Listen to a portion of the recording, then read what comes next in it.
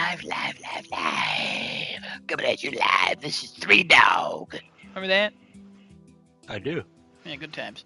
Welcome to Crafting Chat. This is episode 225. We're live on October 29th. I'm your temporary host, Adam, because Genesis is off for the week. Kevin with me as always is Kevin. Just everyone's named Kevin now. Destinoto is late, but he should be here momentarily. I saw him hop online, so he's just being a little piece of shit. So don't worry about that. I'm sure he'll get in here though. Let's just talk some Kevin. Let's not get into what we've done yet until Destinoto gets here. You know what I mean? We're gonna wait. Right. We're gonna wait. How's it going, Kevin? How are you? Oh, it's going great. It's going real good. I'm doing pretty good. You know what I mean? Yeah, Adam, you know what I mean? Sure. All right, that was too much. That was way too much. Let's tone that down. Just because Genesis isn't here doesn't mean we have to have a good time. You know what I mean? It means we will, but it doesn't mean we have to. You know what I mean? No. We miss him. He's currently in the deep south. Drunk. He's definitely not drunk. He's currently in the deep south with his family. Hopefully he's not being murdered because of his skin color or religion. So hopefully he comes back safe and sound, and hopefully he's listening and he goes, wow, I am in the deep south. And then he realizes that he should lock his doors, or he's going to wake up to a burning cross on his hotel lawn. You know what I mean? Would they put it in the lobby at that point? I don't really know what the KKK does. Do you? No. That's good. That was a test, Kevin. That was a test. Oh. That was a big test. I can take a guess. Let's not dive into that any deeper. You know what? Because what if we're wrong, but it's such a good idea that we inspire them? You know, that would be bad. Oh. Like, we just don't want to do that. Kevin, how have you been this last week? Oh, pretty good. How's life going? How's work? Work's good. Life's going pretty good. It'd be going better if I could find this fucking screw. Oh, yeah. Kevin, funny enough, I'm looking at a screw right now. Probably not the one you lost? It's a little shit. No, this one's a real thick. Little one. Yeah, it's great. It's on fucking tan carpet probably, so this is gonna be real fun. Oh, you just kind gotta... of running my hand along. Oh, yeah. If I hit something. Do what I do. Just take off your shirt and roll around. It'll stick to you. Or just wait for a cat to be sick, and then you'll know. Oh. Yeah, don't do that. Actually, don't do that. I want a projector at work. Nice. It's not a good one. Don't worry. It's not like my work bought a projector and gave it out. They were like, we're getting rid of old equipment. Do you want this projector? Yeah. And it was a raffle, and you had to email, and I won the raffle. I don't win anything good. I just win things. It requires a bulb, and the cord it came with is so standard definition that my PC does not accept it. Oh. Yeah, it's like one of those blue cords with the twisty things on the sides. I forget what those are called. Oh yeah. But it's the VGA. Yeah, but it's the small fat one, not the wide one, the DV1 or whatever the hell it is. DVI. Yeah. Yeah. It's not that one. So That's why it's VGA, Adam. Come on. Yeah. Well, you know, people, you know, whatever. So my TV does not accept it. So. And I have no other monitor, so I have to buy a DVI cord. But I don't know how much I want to spend on this projector, because it probably also needs a bulb. And I really don't have anywhere to project anything, so I'm not quite sure what I'm going to do with this projector. But, you know, here we are. I don't know where the hell Destinoto is, so I guess we'll get started. Kevin, you want to talk about what you did, or you want me to go, or you want to talk about something else? I'll go. Hold on, let me pull up my shit. What did I do? Dear. Oh, no. Oh, dear God. I'm okay, Adam. I'm okay. Hey, honestly, I was concerned. was concerned. All right, what did I do? I watched the new episode of Love is Blind. Only 2 couples got married. I could talk spoilers because Genesis isn't here. Only 2 of the couples got married. I won't go too deep into this because I'm assuming you don't care about Love is Blind. No. Yeah, no, that's fair. It's trash television. I just enjoy it because it's kind of fun. It's all good.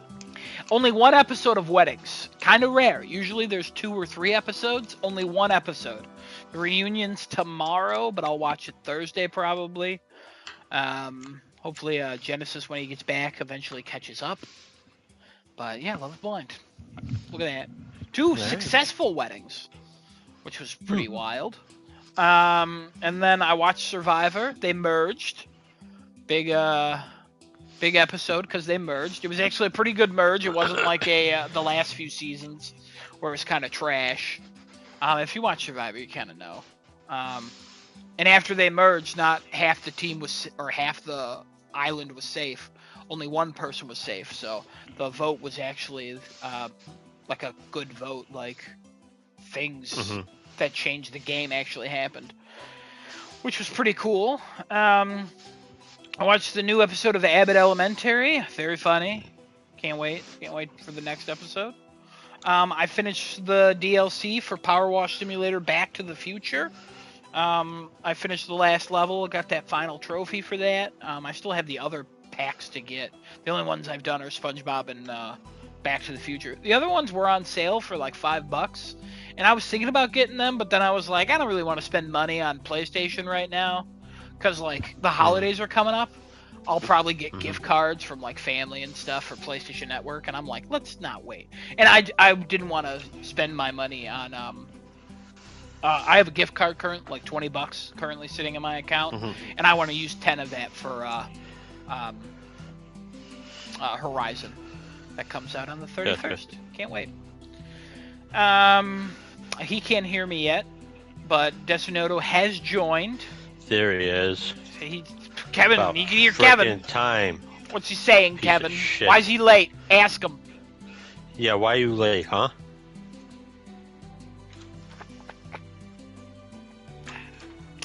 He's got no reason, Adam. What are we He's got no reason? What are we going to do with him? I don't know. I was watching this bad Yakuza show. Oh, damn. Okay. Well, we'll get to it. After that, I played Minecraft. Still enjoying the hell out of that. I love Minecraft. The more I play of it, the more I'm like, I love Minecraft. I will say my stats have not updated, so I still don't. I don't know how many blocks I've broken. I was counting at first, and I got up to 908, and then I was like, I'm not counting this anymore. This is a weird thing to keep track of. So hopefully the game eventually updates. I've platinumed it on PS3 and PS4. I was going to do it again, but then I was like, that server's up. I'm going to the server. I did not get the platinum, but I got every trophy except 2. The 2 I did not get were survive on only kelp for 3 days. I ended up getting that in the world that we have created, VR Craft. And the other one I didn't get was survive for 100 days. I'm currently on day 40, I think. Just playing naturally. So I haven't gotten the platinum yet, so I will get the platinum probably within the next couple weeks or so. I probably won't be playing too much Minecraft over this next week because Horizon Zero Dawn Remaster is coming out, and that will consume my life, and I will be a mess because that game makes me cry every day I play it. What else did I play? I played Helldivers 2. I played that with Genesis and Kat, if you remember Kat. You know, he's in school. Not right now. He's sleeping probably, hopefully. Better be. He finally surpassed me at a level. So he's level 100 now, I think. Yeah, level 100. And I'm 96. But yeah, we still had some fun in that. We did bugs. We participated in the Liberty Day event, which is literally just playing the game. There wasn't anything like crazy, but you got like an armor set and the new DLC or the new pack came out. Warbond, that's what it's called. And Genesis needs the money for Thank you, Desinoto. And Genesis needs the money for like the in-game credits to buy the pack. So we just kept going to level 3s, finding all the super creds, and then leaving, and we made good progress in like a couple hours. We ended up getting like 400 or 500 super creds in like 2 hours. So he's getting real close to that, which is cool. What else? Penguin I'll talk about. I already talked about Love is Blind, Survivor, Abbott Elementary, Power Wash Simulator, Minecraft. Oh, I watched a movie called Crooked Arrow. Came out in 2012. It stars Brandon Routh, the Superman from Superman Returns. It was filmed, I wouldn't say locally, but like in upstate New York. It was filmed. It had like it was a lacrosse movie about Native Americans, and I think it's kind of based on a true story, but it didn't really seem like it. It was okay. I was making dinner, my mom was watching it. I ended up starting to watch it while I ate my dinner, and I was like, whatever, it's fine. No big deal. It was like an hour and a half. It's on Amazon Prime. I don't recommend it, but it's not terrible. Also, Brandon Routh, very, very sad that his Superman movie didn't get him anywhere because he just looks like Superman, so much. But he got his day in the Arrowverse. What else? Like I said, Penguin. Talk about when Desinoto gets there. I was recommended Terminator Zero, the anime movie show on Netflix. A while ago, I think I talked about that. I watched one episode of it, and I was going to watch more. I finally started to watch more. I have 2 more episodes to go, and it is incredible.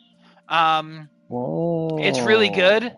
I haven't finished it yet, so I'm not going to say like go out and watch it, but I like it a lot. I'm not like a super Terminator fan either, but I just think the animation style is really good. I'm watching the dub version, and the dub version is like some solid acting, like some solid voice work by the people. That's good to hear. Yeah, it's real good. It's really, really good so far. Most of the time, it's the opposite. Yeah.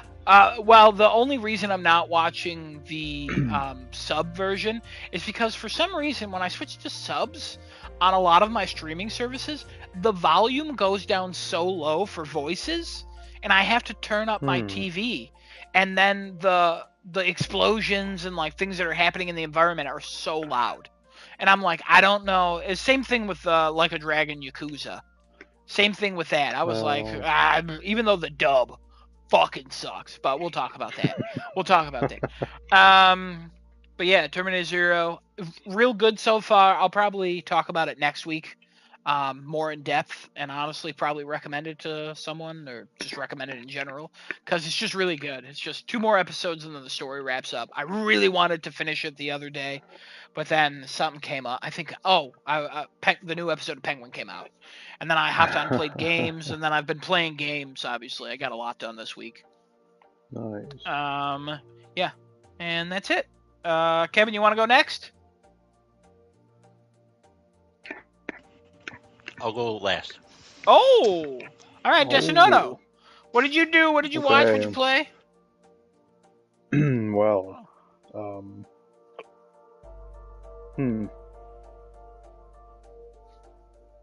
I say, I'm going to tell you this right now. I say we end with Like a Dragon. Okay. We do Penguin before that. Everything else you did before those. Okay. Because I feel like we're gonna have a lot to say about it's not gonna be. It's gonna be a fun little conversation we're gonna have about Like a Dragon. You take your time. I'm eating some din din. Yeah, Kevin, go ahead. We got a lot to say, so go ahead. And then the last thing I want to talk about kind of goes into the topic I had. Oh, okay. Well, actually, that's right. We're saving that one for Genesis. Yeah, the AI one. Oh. Yeah. Yeah. That's right. I'll be able to touch on it and it's talking about what I've played. All right, Desinoto, what'd you watch? What'd you play? Okay. So.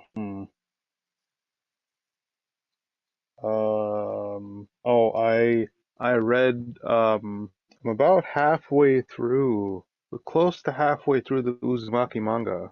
I decided to start reading that like a week or 2 ago, and because I wanted to see exactly how different the anime is, and it is very different. In terms of like uh, where the events in the show fit chronologically, it's like so different from how it's laid out in the manga. Like stuff that's in the middle of the manga is in the beginning of the anime. Stuff that's, in the beginning of the anime is like further into the manga than it's shown in the show. And it's so weird. Um, it's so weird to see it show up in the manga and then it's like, wait, I saw that in the anime in like the first 10 minutes.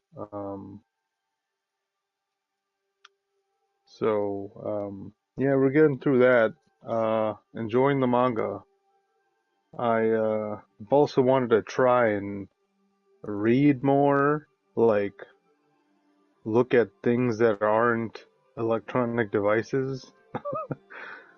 Because we're all always using our phones and computers for work all day, all the time. So it's like maybe if I stop using my phone so much, especially like go into the bathroom even.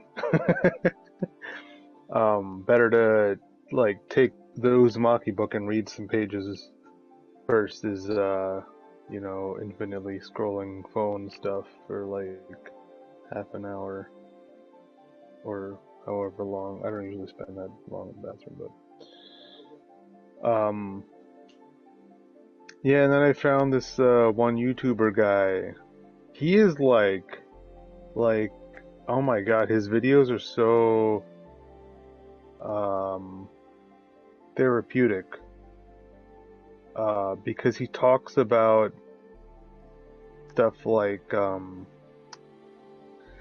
how hard it is sometimes, especially in my case, for me to like pick a game and play it and stick with it. Or like just the overwhelming choice of games that I have to play makes me just gravitate towards not even picking something and just watching something instead. He has a lot of videos that talk about stuff like that, and it's really cool that I found this channel. It's the channel is called BK Dragoon. I think that's what it was. BBK Dragoon. Yeah. I highly recommend this channel if anybody is in a similar position that I'm in, where I just have so many games to play, and then I tend to just do something else instead of picking something to play. And then even when I do pick something to play, I'll play it for like a few days, and then it's like it just drops off again. I don't know, it's hard. I get that. Yeah. Then he has stuff about like talking about how games used to be for all of us versus how it is now with our extremely limited time and like capacity in our own brain just to like play the games. Yeah. I know you and I have talked about it's also a struggle with I want to watch a movie or a TV show, and it's like I also want to play a game, and then it's like I don't fucking know what to do, and then all of a sudden you're just on YouTube for like 4 hours. Yeah, and you just don't do anything. Yeah. And it feels like you didn't do anything, and you didn't really gain anything, but at the same time you watched a lot of things on YouTube. Got a lot of info there. It's like he was saying like don't even like be hard on yourself for like doing nothing sometimes. Yeah. Or just, brain rotting away, which I try not to do as much as possible. One reason I don't have TikTok, I've never installed that app on my phone, so like that's one thing I've avoided. See, I have TikTok, I just never open it. I because that's fine people go, hey, have you seen this TikTok? And I go, no. And then they're like, look it up. And then if I look it up on YouTube, it has a different name. TikTok's search function used to be so good. Like if somebody told you a TikTok video, you can literally type in any word that's kind of related to that video and it would be found instantaneously. And now it's like, okay, skip through all the trash, go through here, get to that. Yeah. It's just So I wouldn't even recommend the app anymore, honestly. Yeah, I don't know how people do that all day for hours. I feel like that's one thing I would not want to waste my time doing. I'd waste my time watching YouTube, and again, it's not even like wasting, just allocating the time to watch stuff other than TikTok. Yeah, his channel has some really nice videos, and they're only like 10 minutes long each video, around that, and just him talking, and it's cool to hear what he has to say.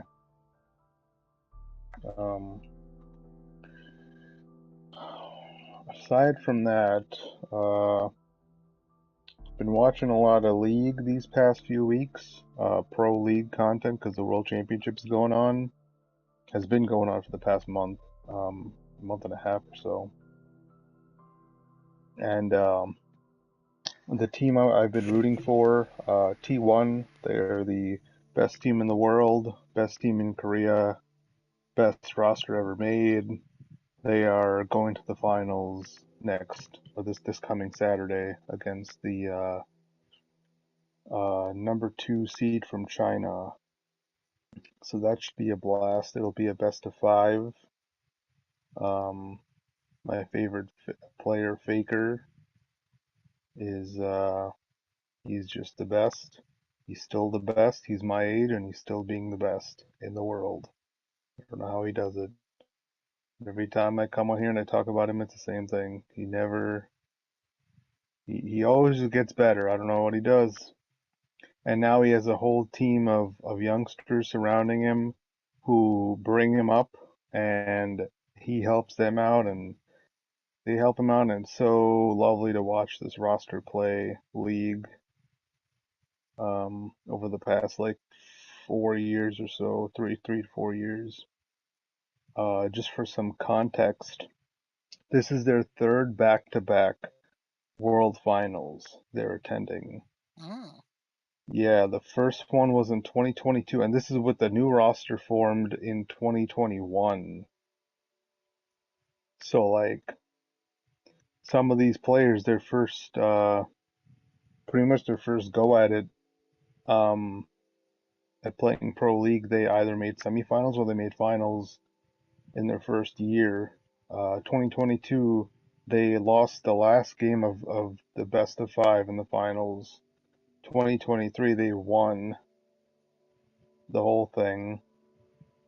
And then now 2024, they're playing the finals again.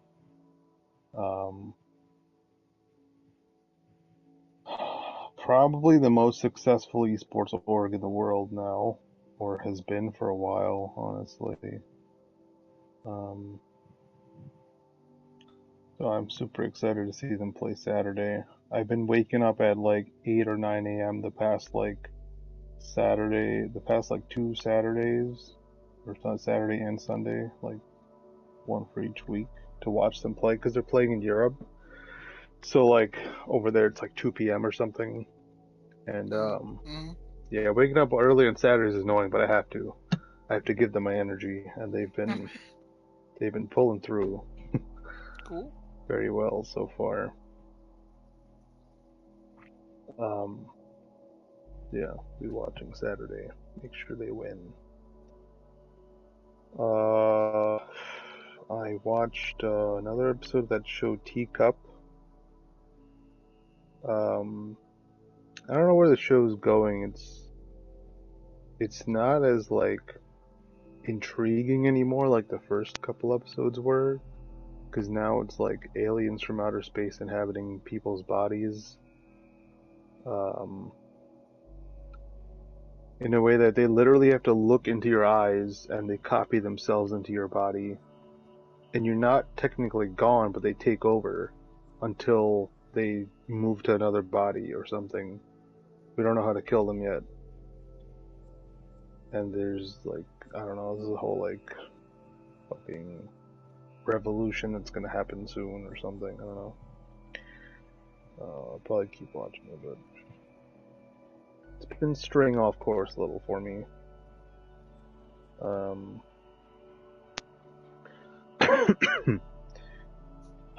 Pretty sure I watched something on Netflix too. But, it doesn't fucking work on my phone. Something on Prime, I think.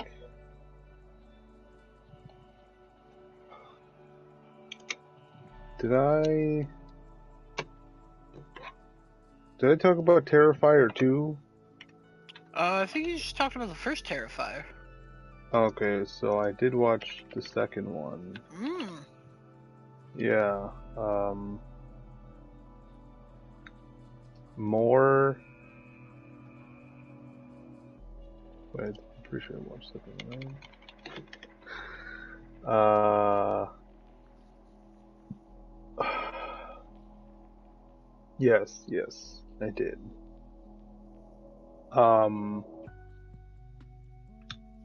Little more story driven. So Art the Clown, surprise, he doesn't die at the end of the first movie, even though he's like, he should be dead. He gets resurrected or something. But he comes back to that same town he terrorized in the first movie, and it's Halloween, right? So he's walking around, everybody thinks he's in a costume. Nobody takes a second look to see, oh, is that actually Art the Clown, or is it just some guy in a costume? And so he starts terrorizing this one teenage girl and her brother, and then all her friends. And one by one, he decimates that whole chunk of people surrounding her. Including her mom. Oh man, her mom.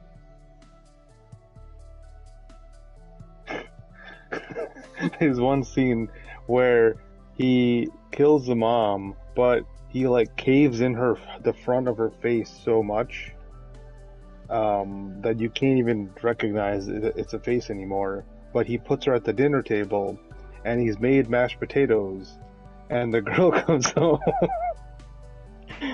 to the clown putting food on the table, and she's in shock. And then he goes to feed her mom mashed potatoes and just shoves it in her face. Her caved in face. Wow. Yeah, it's a real sight to behold. Another scene was like one of the girl's friends. He goes to her house, and they do that same trope that everybody's a dumbass in these movies. So the girl goes downstairs, sees him inside her house because he came to trick or treat for candy before, and she was getting mad, didn't give him any candy. Then he comes in the house, and he chases her down with a knife. Eventually goes to the room. Then he oh my god, slowly he's just destroying her body one piece at a time. Like he's just cutting up her arms and her legs, and he breaks her arm, and she's still alive, screaming, and then Jesus. He rips her face off, actually tears the skin off her face, and she's still alive somehow. These movies are super gory, and they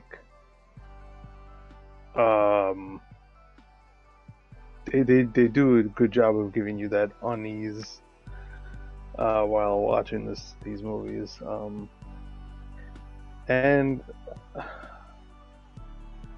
yeah, he's just cutting her up for minutes, and then her mom comes home and finds her still alive in the bed, and he's playing with her body, but she's still alive and she's all bloody and all that. Yeah.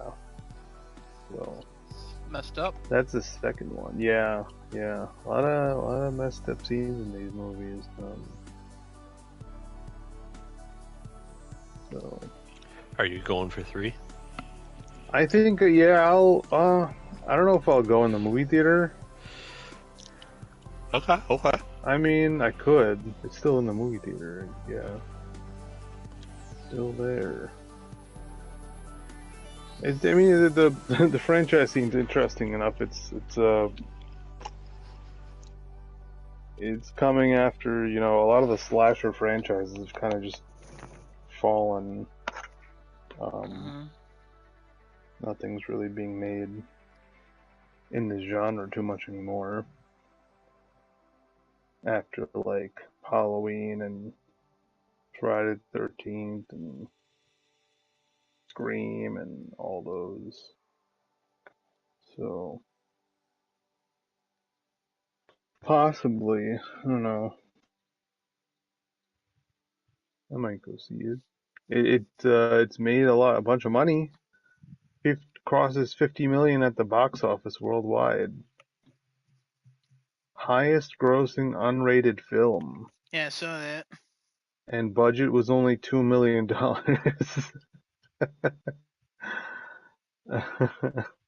So they're doing something right. Yeah. Yeah. Who knows what it is? More. I mean, probably 2 million, Probably. 50 million. Yeah, they got it, right? Yeah, they got. How long are they going to keep bringing this man alive, though? Because I'm pretty sure. Well, at the end of this one, he got his face like blown off or something. I don't remember. Yeah, but like, you know how horror movies work, like Terrifier 4, Rebirth, Terrifier 5, The Origin, Terrifier 6, like, it'll just keep going. And also, who cares? We'll just bring him back. Why not? Right. Yeah, the first movie he shot himself in the head, and then he gets taken to the coroner's office, and when the dude unzips the bag, he looks at him for a little bit, then he turns, and then he looks at him again, and he's alive again. After like the lights just go crazy, like a supernatural spirit just came in and made everything, all the electronics go nuts. And then Art takes the probably a scalpel or something and just cuts him up from the table, and then he's in so much pain and agony that he dials the coroner dials 911, and he can't say a single word into the phone, and Art just slowly walks over, hangs up the phone, and just knifes him again. He's dead. Fun stuff. I think I watched some other slasher movie, but I don't remember.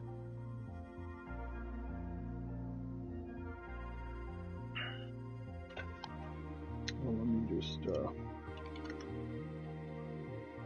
check this Netflix real quick.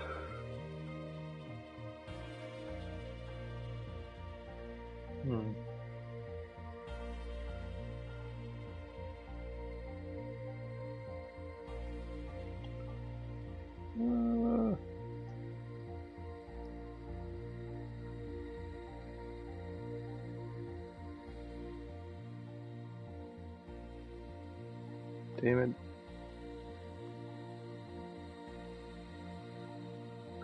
But you can't see like the watch history on Netflix. Yeah. Yeah, you can. You just gotta go to your like account settings or something, and you can view like what each profile has watched. Oh. It's not like super nice. I see. It's just a list of names. Okay. Yep. I watched Woman of the Hour. Oh yeah, my mom watched it. She loved it. Yeah, pretty good stuff. It was pretty much about this one game show they used to show on TV, where a girl comes on stage and asks three bachelors a bunch of questions, and based on their answers, she picks one to go on a date with. And turns out the most charismatic guy who knows exactly what to say, all the correct things to say, is the one who's a psychopath and killer and rapist. And he apparently did this, not this specific thing, but he took advantage of over like 130 women supposedly, but he only ever got charged for like 8 of them, and then he went to jail. Mm-hmm.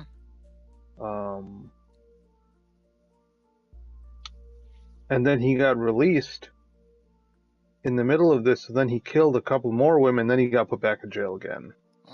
You know, you got to give them a second chance, right? Yeah, after they good guy, do all probably. this stuff. Yeah, probably good guy. You know, it was just a mistake. He just pushed a girl off a cliff. It's not a huge deal. So yeah, that was a good watch. Real unfortunate to all those women he butchered and, you know, took advantage of physically, emotionally. Oh, God. So many of these documentaries I've seen, it's all just shocking what you can get away with at that time, back in the day. Before, I guess before, like, cameras were really a thing, being, like, around most places, or even, like, ways to communicate with people quickly. The only thing was, like, 911, and that's it. Mm-hmm. So, yeah, kinda, it's insane. It's pretty insane.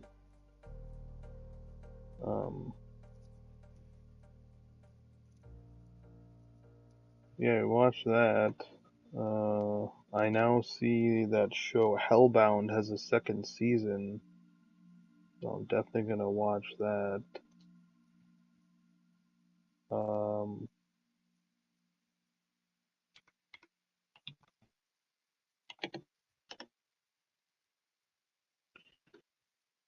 my god, why is it Prime Video?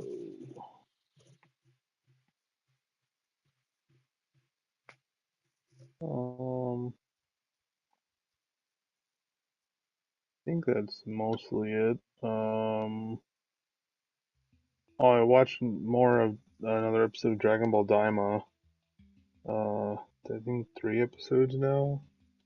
Gives the vibes of old school Dragon Ball. That's fun. The entire cast of adults get turned into children, and all the teenagers get turned into babies. Because this one guy from the Demon Realm decided to come out to Earth and find the Dragon Balls and wish everybody to turn into that. So now they're on a adventure to find this guy or find the Dragon Balls and get everybody back to normal.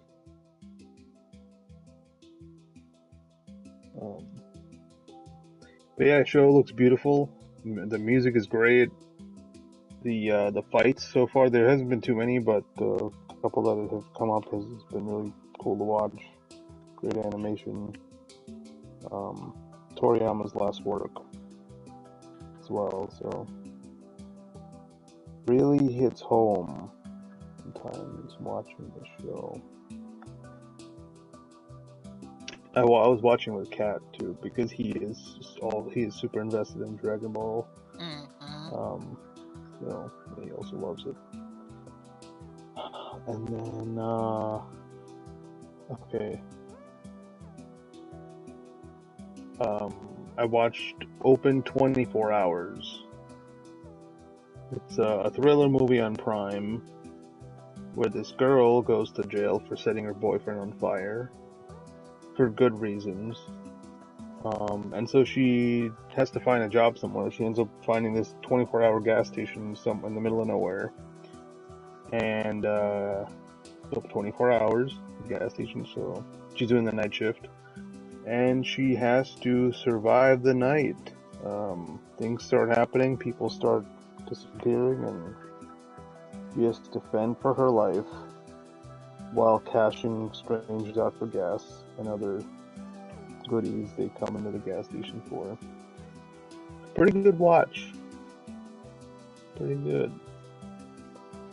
Then I watched this other movie called Don't Hang Up, but I'm not really going to go into that. It was kind of stupid. It was just these Chad bros doing prank calls on people, and then they finally get what was coming to them the whole time. Because the first phone call they show in the movie ended up having some real serious consequences with this one dude and his wife and daughter.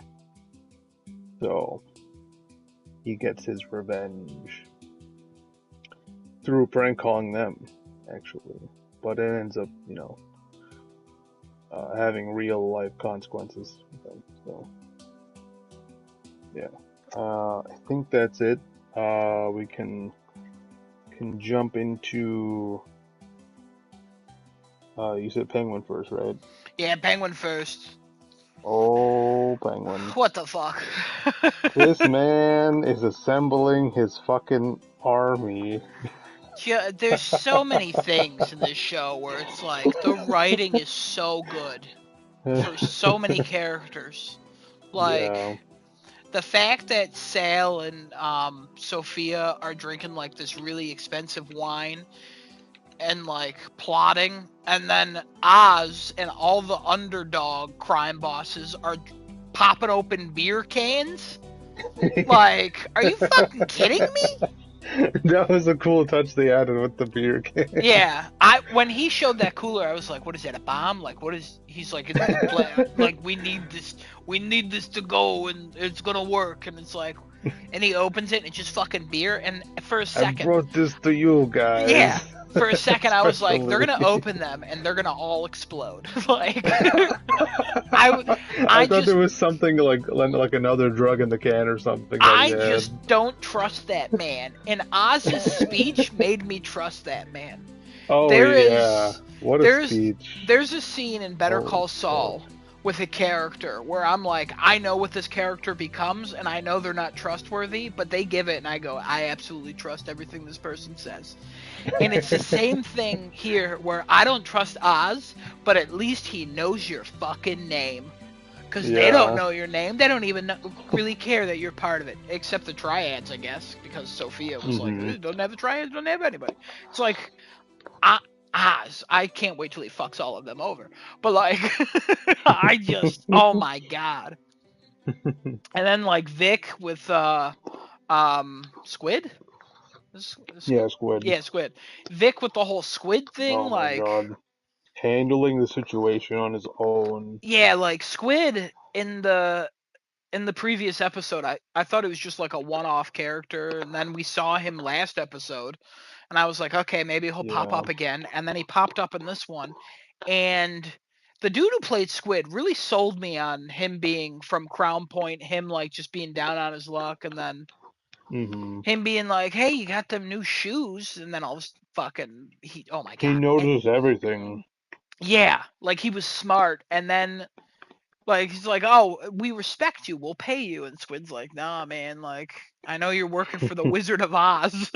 Like I want to see him, and then Vic is like, I'm gonna shoot, and then fucking hits him in the neck, and he slowly dies. Oh my God. And I did not expect.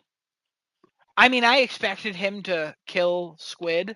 Like, especially when he was, like, leading him away, and then he told him underground. I was like, okay, Vic, I know you're going to do something. Then he turns around and shoots him, and then it hits him in the neck. I thought it was going to be, like right in the chest or something, and then Squid would just be like, and then quickly die. Nope. Yeah, no. Oh, no. No, it was literally it was a long way out. Yeah, it was a long way out. It was probably an eternity for Squid. Just and oh Vic my God, just watching, and then just freaking out. Yeah, and I'm sorry, like just everything about it. And then later in the episode, his shoes have blood out of them, and I'm like, fucking Christ, this writing. Like, oh my god! Like, what the hell? Like, he's literally got blood-stained shoes, and the shoes were like the one thing he bought.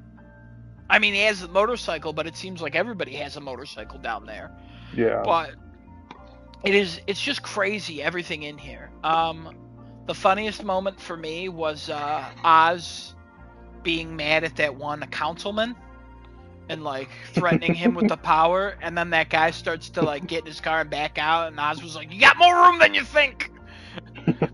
That part made me laugh so hard because it's just such an offhand comment like that, like a normal person would say, but instead it's being said by a ruthless mob boss who's a known traitor. Like, oh my god, everything in this was so good. Oz's mom, every time I see her, it's getting sadder and sadder. Yeah, she just keeps losing it more and more. Yeah, it's confirmed dementia. Horrible. Well, they now think it's dementia. I forget which type they said, but the type they said was the type that my grandfather had. Didn't he say it was dementia, and then it was Alzheimer's, and now it's something else? It was Alzheimer's, and then it was Parkinson's, Alzheimer's. Oh, okay. And now it's like not Lou Dobbs, but like Neil Lobes or something like that, which is a form of dementia. Something. Okay. Yeah. So that if I heard it, I'd be like, that's it. But yeah. So it's like, okay, she has dementia, because we thought my grandfather had Alzheimer's because of his age and stuff. Turned out to be dementia. Which is absolutely correct. Like, you just find, like, they just get lost, but then they have those moments of clarity, and they're just like a fucking scene in this episode that really fucking hurt me a little bit, just on a personal level, was when she was talking about how cold it was, and then Vic was like, oh yeah, like, Jack's down at City Hall. And then she was like, oh, Jack, oh, of course. And Oz was like, what are you doing? What are you doing? So when my grandfather got, like, real bad, he kept forgetting that his wife died, my grandma died. And we would have to constantly remind him. And at a certain point, the nurses were like, don't remind him anymore. If you keep reminding him, he's just going to be sad. Like, he'll be, like, depressed. It's like he's learning of her death for the first time every time you tell him. So you actually just have to keep up the lie and be like, yeah, every so often he would, like, know. But for a lot of the times, he'd be like, oh, where is she? She's at the apartment with some guys. I'm like, she's not at the apartment with some guys. She's just at home. She's just hanging out. You'll see her another time. And he'd be like, yeah, okay, whatever. Like, we would just move on. So it was like, okay, but I get what Oz was saying. Like, you're making it worse because you don't really want to play in, because you really shouldn't play in. But then after it gets to a certain point, it's like, it's better for them if you play into it. Yeah. And then when she had that moment of clarity, I remember the last time my grandfather had a moment of clarity, because he was just like, I never thought I'd be here. And I was like, I'm sorry, like 2 minutes ago I have no idea what the fuck you were saying. And now you're just talking to me. It's like, you asked me how high school was. I'm like, dude, I have a job. That was 3 schools ago. Like, what do you mean? So, yeah, it's just wild. And then, like, that promise that Oz makes. Scene. Yeah. Oh, God. Yeah, and then, like, my grandfather was found in precarious positions, too. Like, horrible, horrible thing to deal with. And they're representing it so well in this fucking comic book show about a fucking Batman villain. Yeah. Like, what? Are you kidding me? Like, the show impresses me every week. Every single week, I'm just shocked. Like, the conversation between Sophia and Eve. Like, I was not expecting that to go the way it did. Yeah. I was like, okay, yeah, I guess she's going to die. And then her realizing, oh, yeah, of course she wouldn't fucking know that she's not the Hangman. What the like, there's so many things that I should know this, I should have figured that out. I should have figured it out. Like, I don't know if everything she said about Oz's role in it is correct, but from her perspective, that's what As Sophia far as she believes. knows, Yeah. yeah. And I'm like, oh But, shit, like, and honestly, everything she said, Oz could totally do. Like, yeah. because he's ruthless like that. But he did say, like, I didn't do it. But at the same time, he also said I didn't kill your brother, and I believed him then too. And I watched him kill her brother. Like,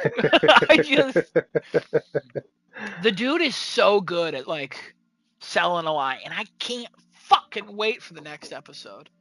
I'm nervous. Every so often, I think about Oz's mom just going Oswald, because she says it so many times. She says it so distinctly, and she has said it like in like 3 or 4 episodes. In this episode, she said it so many times, and every so often, like over the last like day or two, I just went Oswald. What's going on, Oswald? And the delivery is like the same. She's crushing at certain times. Yeah. She's like identical to the last time she said it a second ago. And when she was getting up to dance, and it like is she like freaking out? No, she's dancing. Oh, look at her go! Like that woman is probably like moving her hips. That woman is probably able-bodied, able-minded. Like she is probably 100% fine, and I believe everything. I don't understand. How is she selling this character? Who's the bad actor in this? There's not one person where I go, their performance was kind of weak. Maybe the son of Sales, but he wasn't in it long enough, and honestly, he was pretty good for being just a character that was in 30 seconds. He was being that character. Yeah, right? like, literally not one person is a bad actor in this show. And the mains are fucking phenomenal, every time. Sophia steals the screen, Vic steals the screen, Oz steals the screen. What's her name? Francine? She steals the screen. Francis, that's it. You're right. Yeah. But like, oh my god. And then fucking Sophia showing up at the end. Oh no. Even when they're dancing, Vic hears the door open. You hear the door open. You hear a couple of steps, and then it just fucking... And I was like, wait, did something, the door open? Yeah. And then they don't respond at all. I'm like, oh, it's probably nothing. Just let them have a good time. Yeah. Yeah, I moved on too. I moved on so quick. I was like, okay. And then the camera just slowly moves. And you see the fucking crowbar. And I'm like, oh no. And so people have always said that, like when this show started, and I've noticed it too, that Vic is very comparable to Jason Todd. If you don't know who Jason Todd is, in the Batman mythos, he was a Robin, I believe the second Robin, after Dick Grayson. And Jason Todd was not well liked as a character, but his origin story is he's found trying to steal rims off a car. And Bruce Wayne catches him, and he invites him in to be a Robin. And he's just a street kid, and he's just not a good street kid. He's not a good Robin. He wasn't well liked as a character. So DC basically decided to kill him off, but they decided to make it seem like it's a fan vote, and the fans overwhelmingly voted to kill Jason Todd. And the way they killed Jason Todd is by having the Joker beat him with a crowbar to death. Which was kind of retcon, because he's the Red Hood. So if you played Arkham Knight, he's Arkham Knight, because it's a remix of the Red Hood story. And if you've ever seen Batman Under the Red Hood, one of the best animated Batman movies ever. Not with Kevin Conroy, but with Bruce Greenwood as Batman. Number 2 Batman for me in voice. That movie is so fucking good, and that representation of Jason Todd is so good. But everyone keeps comparing Vic to Jason Todd, and now a woman has shown up with a crowbar. And I'm like, God. Oh no. Also, Jason Todd in the Snyderverse was beat to death by Harley and Joker. Well, we believe it's Jason Todd. It just said Harley beat a Robin to death with a crowbar. So everyone just assumes it's Jason Todd. But also Snyderverse, he didn't really plan out that universe at all. there's just, I'm so nervous. The only hope I have for Vic is that Francis is probably gonna die because Oz is gonna have to make a choice to kill her because he said he would do it anyways in that little speech to her. My god! And I'm just like, that's the only thing that keeps him good, and he is not good. Literally the only person he has left. And he's not good. If she keeps him good, and she dies, and he's already not good. That definition of good. He cooked a mother and son the week prior. Let's keep that in mind. Like, barbecued them. He cooked a mother and son. He worked for a man who strangled women constantly. Like, what are we doing here? He's a bad dude.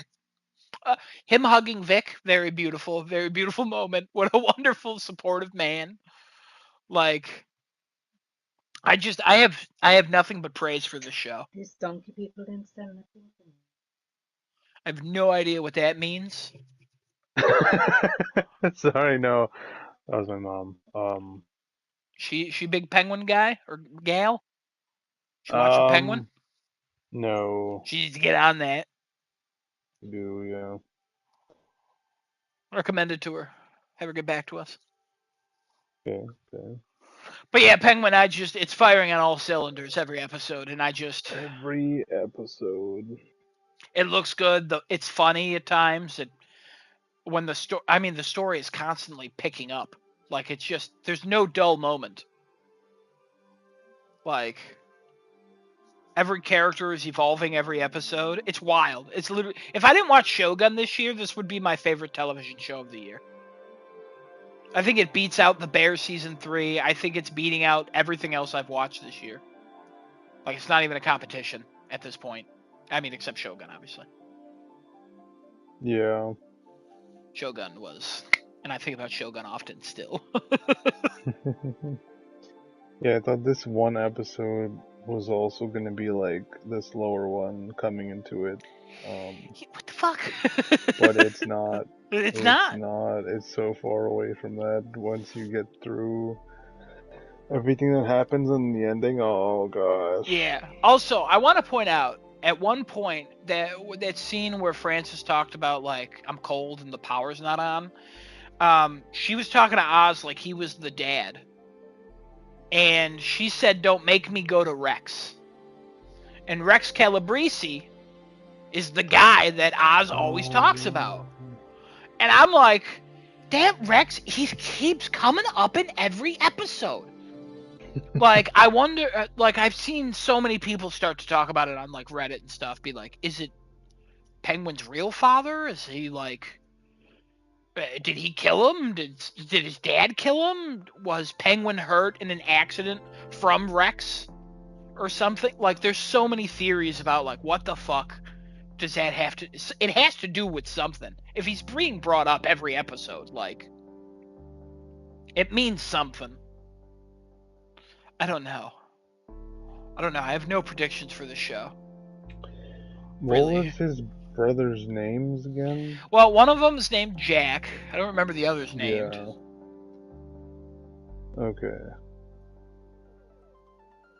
But... And they were bringing up his dad and Jack and Rex in this episode, right?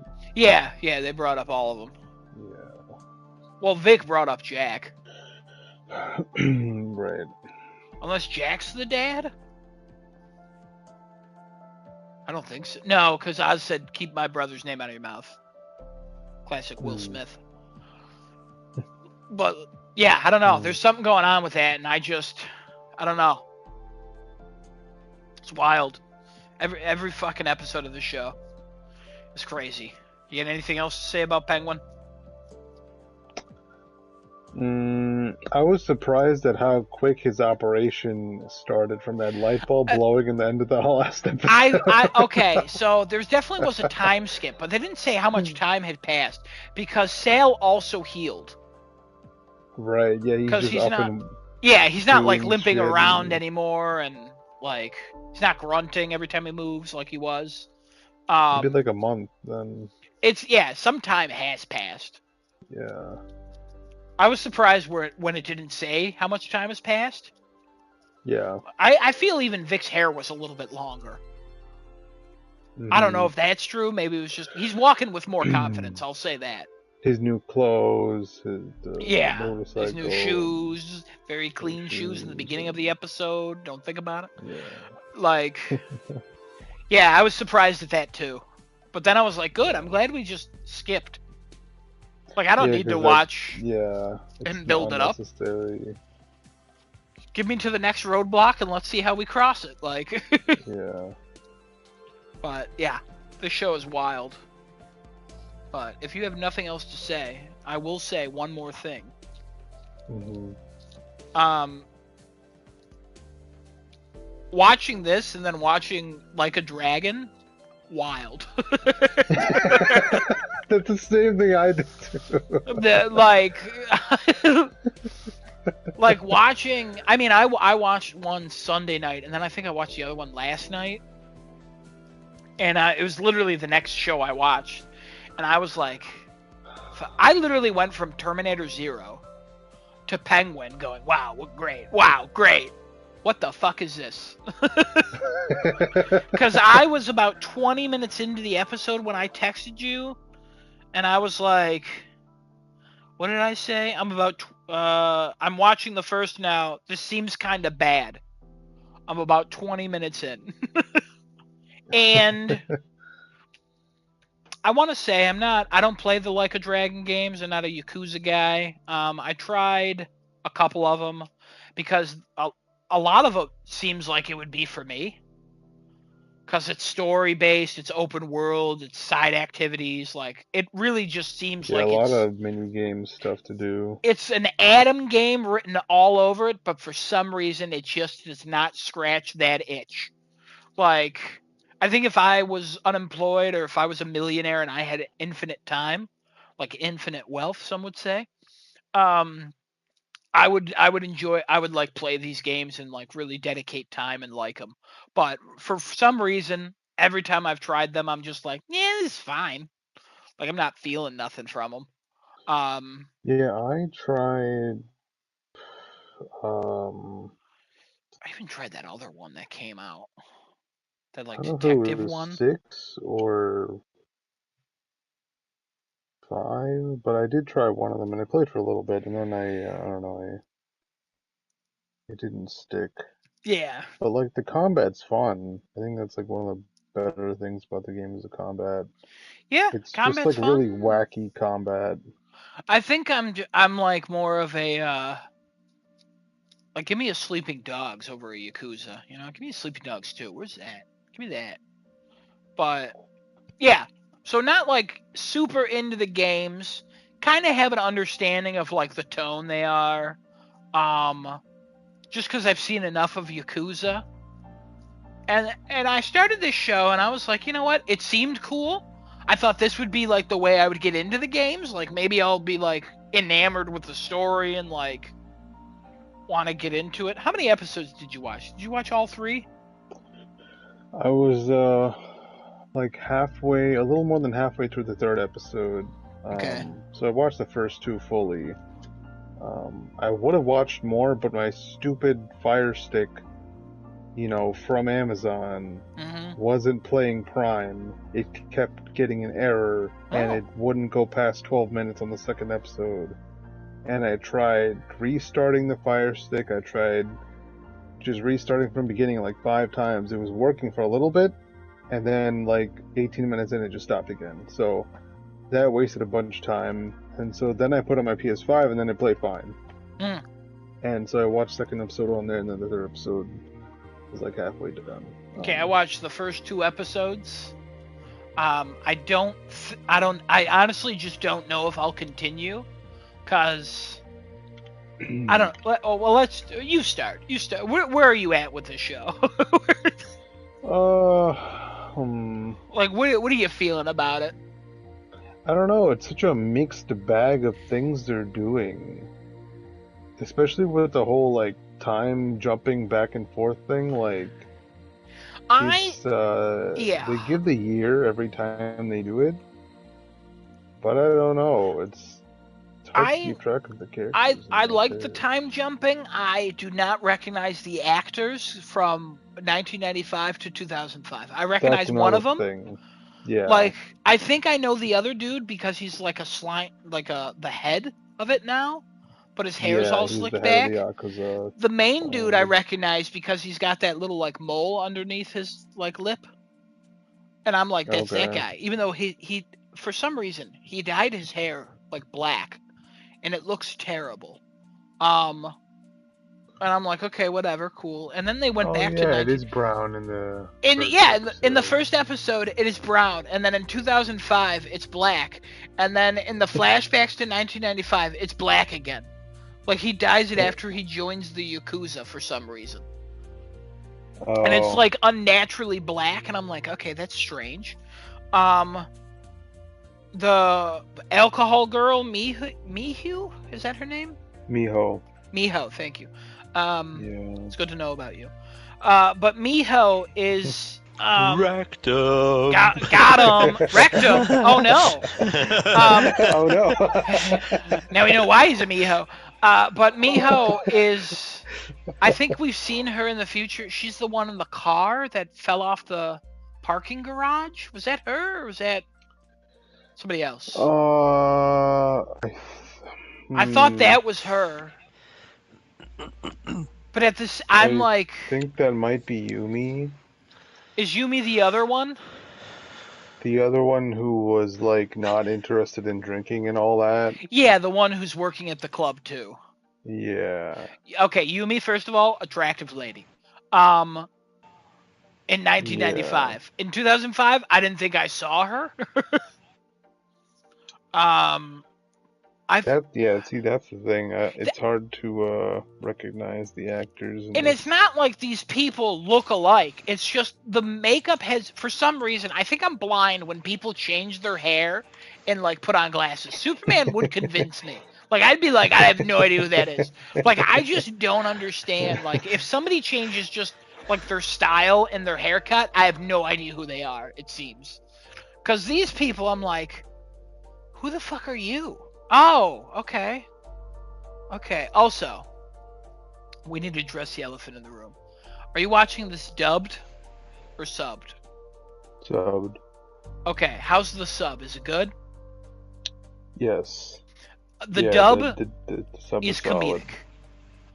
The dub is terrible. I heard 5 seconds of the first episode, like, nope, I gotta change. Do yourself a favor, watch like 10 minutes with the dub.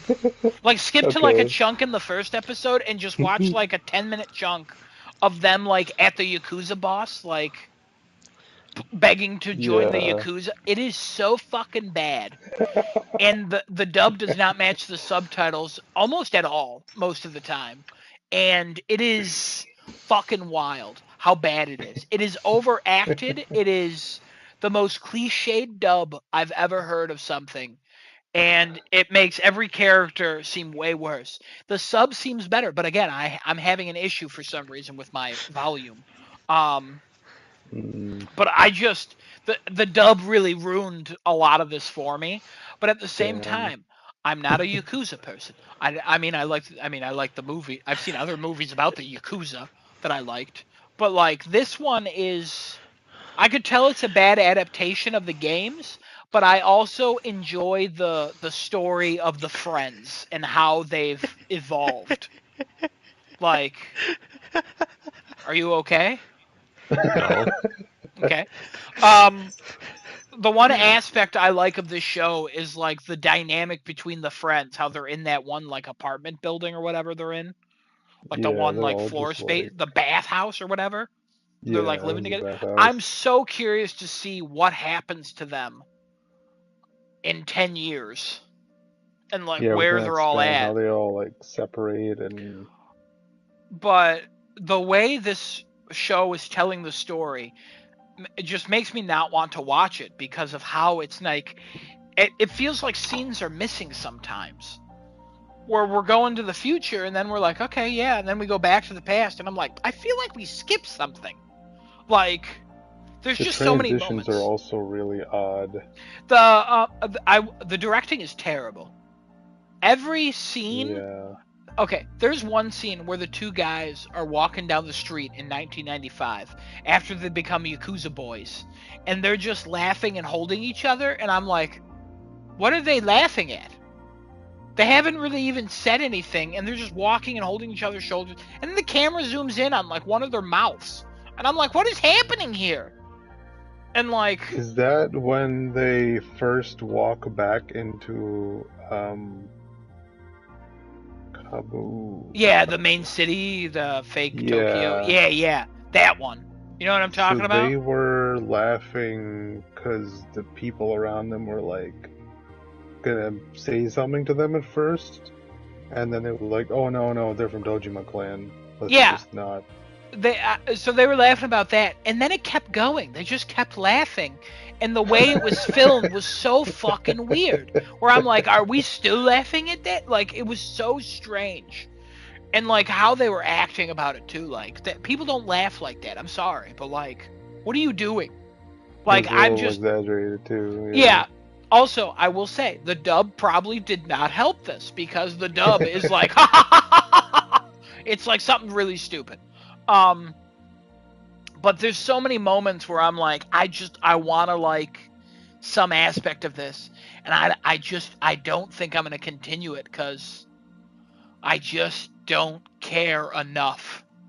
Like me, that guy who's like, in the beginning they were like, that guy, he's like our father. He's like watches us or whatever, but he's just a drunk who doesn't even care. And then in the second episode, that one girl, Miho, she gets overworked and too much alcohol, and then he's like making her soup, and I'm like, does he care? Does he not care? Like, what is the relationship between these people? Yeah, it's strange. It's very strange. Very strange. Then there's also another girl that was part of the orphanage.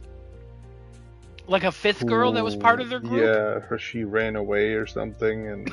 Yeah, Jada, whatever the hell her name was, I don't remember. Aiko? Mm-hmm. I think... I'm so had it. one letter. I'm so bad with names. She's so Yumi's sister. Yeah, I'm so bad with names. Is she the one with the child? Who was cutting her hair because she's the one who like stole the money in 2005? I won the money. But then she leaves the child in the manga cafe while it's getting raided because she went to get donuts. Okay, so she doesn't go out the front entrance of the manga cafe. She goes out through this hallway or downstairs. Yeah, and I'm like, oh, where's she going? Like an underground meeting? And then all of a sudden she's fucking outside holding a bag of donuts. On the street. And I'm like, huh? What's the point of that? And the main guy's in there like saving the little girl, but also as he's taking her out, the episode ends with a bomb going off and that blast hitting that little actress in the face. And I'm like, they fucking got her. They fucking nailed that girl in the face. Like, and then she's totally fine. Oh, is she? I didn't watch the third episode. Oh. But like, spoilers. It's okay, I don't care. Sorry. But like, no, I figured she was fine. But like, I don't know if you noticed, but the actual debris of the fake explosion fucking hit that little girl in the face. It was right behind Kiryu and the girl. They're like, perfect. Like hold that girl to the explosion. Perfect. All right, you're saving her. She's dead, but you still saved her. Good job. Like, weird. Absolutely weird. This show also wants to make the main guy like the greatest fighter in the world, and like, you know, Kevin, I'm gonna describe to you something, okay? You know you ever see The Matrix? Yeah. Do you remember when Neo, the main character, he unlocks the Matrix and he's fighting Agent Smith at the end, and he's like dodging everything and like blocking everything? Yeah. So they want to do that with this guy so fucking bad to show that he's a master and he's become the dragon. But they decided to not hire a fight coordinator, I think. Because it's literally if Desunoto and I went into a backyard and just started throwing fists around. And Kevin, you were like, okay, so what's going to happen here is Adam is going to punch you and kick you, and you're going to stop him. And then you're going to break his arm, but it's going to cut away. And then he's just going to fall to the ground, and then you're going to do something real, what you think is cool. Like sliding a guy's face on a brick wall, even though he's clearly not really touching this brick wall. And the camera work is terrible. Again, the directing is terrible. Yeah, the camera is so bad. I feel like this show was made for. There's aspects of it where I'm like, wow, it's got some budget, and then there's other aspects of it where I go, what happened to the budget? They blew it all on that CGI tower. Like, yeah. Like there's a lot of extras here. Wow, this is nice. Like 2005, that city, there's nobody there, and then all of a sudden 1995, wow, look at all the people. It looks like they're on a set, but at the same time, I can suspend my disbelief. Like, it doesn't have to be perfect.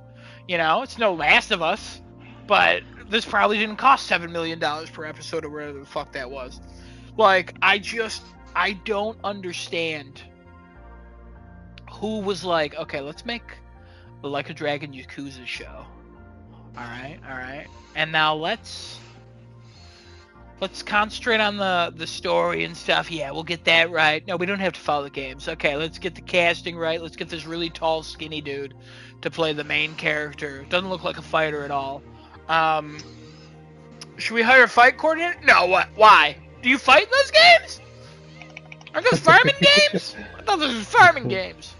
No, I thought they were karaoke simulators. I don't understand. I don't get it. The fighting is so bad. And I'm like, there's so many unnecessary cuts. One punch that gets delivered has 3 cuts. Yep. From the behind to the top to back down in front of Kiryu again. And they're like not even good cuts. They're like obscuring the punch. Everything. Essentially what's happening you don't see at all. I will say it's not like Taken 3 bad of him hopping the fence with like 9 cuts or whatever the fuck it was. But like it's real bad when it comes down to like I've seen YouTube videos with better fight choreography. Like I've seen better behind the scenes where they're clearly pulling their punches that looks more realistic than the fighting that's in this fucking show so far. And I've only seen 2 action scenes, I think. The one in the first episode where he gets out of prison and the second episode where he's trying on clothes. Yeah. And they get really angry in that clothing store. yeah. Hey, this isn't your own personal dressing room. Honestly, it actually is. There's also like 4 other dressing rooms next to me. What are you doing here? Also, can't you see my pantsuit? Like it's a very nice looking pantsuit that does not fit. I want to point out it doesn't fit at all. It's 1995. It's kind of the style, and in 2005 he buys the same kind of suit, and it also doesn't fit. The dude, the main character, is not bulky enough to play the Like a Dragon dude. I've only seen his back on the cover, and that dude is beefy and meaty. Yeah, I'm sending you a picture of what he actually looks like in the game, and over the whole time I'm watching this, I'm like, this is not Kiryu. This is not the guy from the game. This is not the badass dragon. That looks like an adult man. The one we're currently watching looks like a 19-year-old who like put on like 5 pounds, dyed his hair black, and was like, I'm ready to go. This dude looks like a fucking Yakuza gangster. And I just feel like they casted too young. I feel like they should have cast someone maybe 10 years older with a little bit of, I don't know, not acting experience. Maybe acting experience would have helped. But like... I mean, the script, too. I mean, everything about this show is just lacking a little bit, I will say. That's why I was like, why? Like, if they cast this guy, I was like, oh, this is probably going to be an origin story, right? Mm-hmm. But then they do the back and forth thing, and it's really not, because then they just skip the whole the whole thing that he goes through to become who he is in the games that everybody knows him as. This dude looks like a badass, and I've seen this actor. I've seen this type of person in a movie before, multiple times. Yeah. Like, there's no reason they shouldn't have cast someone. If they wanted to do an origin story, they still could have gotten an older actor and made him look young. I wouldn't have minded a 30-year-old playing a 20-year-old. It's fine. It happens. But, like, they went so young with it and so, like, thin and, like, kind of gawky. Like, I'm just not a fan of the casting of anything. Again, except that one girl. She's very attractive. Miho seems fun, too. But, like, there's nothing in here that's pulling me. I will also have a prediction if you're going to watch the show. That guy who adopted them, was he the dragon in the past? He, I don't know. He had addressed the old leader as like brother or older Yeah. brother. I don't know So if that's actually relation or is that just the only reason them I calling asked each other that that? is But because he was like so adamant about like you don't know what it can do to you, what happens, and like I get that true. it's like terrible, but the way the writing in this show goes, it just feels like he's gonna have a dragon tattoo on his back that's gonna be revealed to the main character at some point, Mm, and he's gonna be like, "Oh my god, you're the guy I looked up to." And then the guy's gonna be like, "Yeah, well, don't look up to me. This is where it gets you. I told you not to take." Like, it just feels like that conversation is already playing out. You know what I mean? yeah. I hope I'm wrong, and I hope they do something a little bit more, I don't know, unique with it. But I'll never know probably, unless you continue the show, because I just don't think I am. Because I am just not Hmm. curious what's going on in 2005. I'm curious how we get to 2005. I'm not curious about Right. 2005. Which is crazy. That's when Batman Begins came out. I should be loving 2005. But I don't know. This show is something else. Kevin, highly recommend. Watch it. Let us know. I have a picture of an actor who played Kiryu in another adaptation of this. Oh. Yeah, there was a Like a Dragon movie in 2007. Oh, that was probably not that good. Who played Kiryu, but he's currently 55, right? So he's a little older than I guess the character that he portrayed in the movie. Sure, sure. But I think this guy definitely looks more like a Kiryu than our current guy does. If I could get his fucking picture here.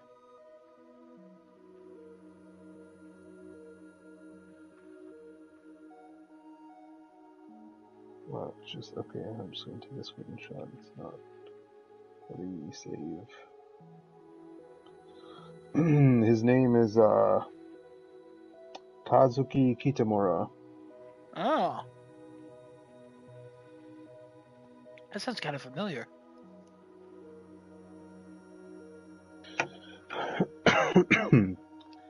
um, he's done a lot of movies, mostly Japanese movies. Ah, he's in the raid too.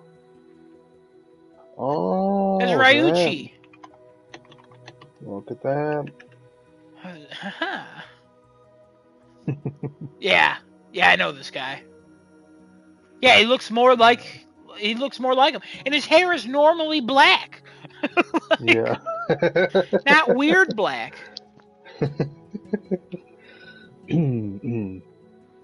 Yeah. Yeah, he was So. not fucking. Oh, who's that dude in the raid 2?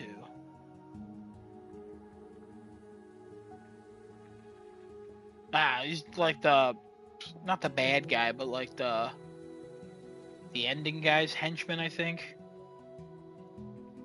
Goto? Oh yeah, I see it. Goto. Yeah. Endo Kenichi. That's the guy's name. The actor's name. Yeah.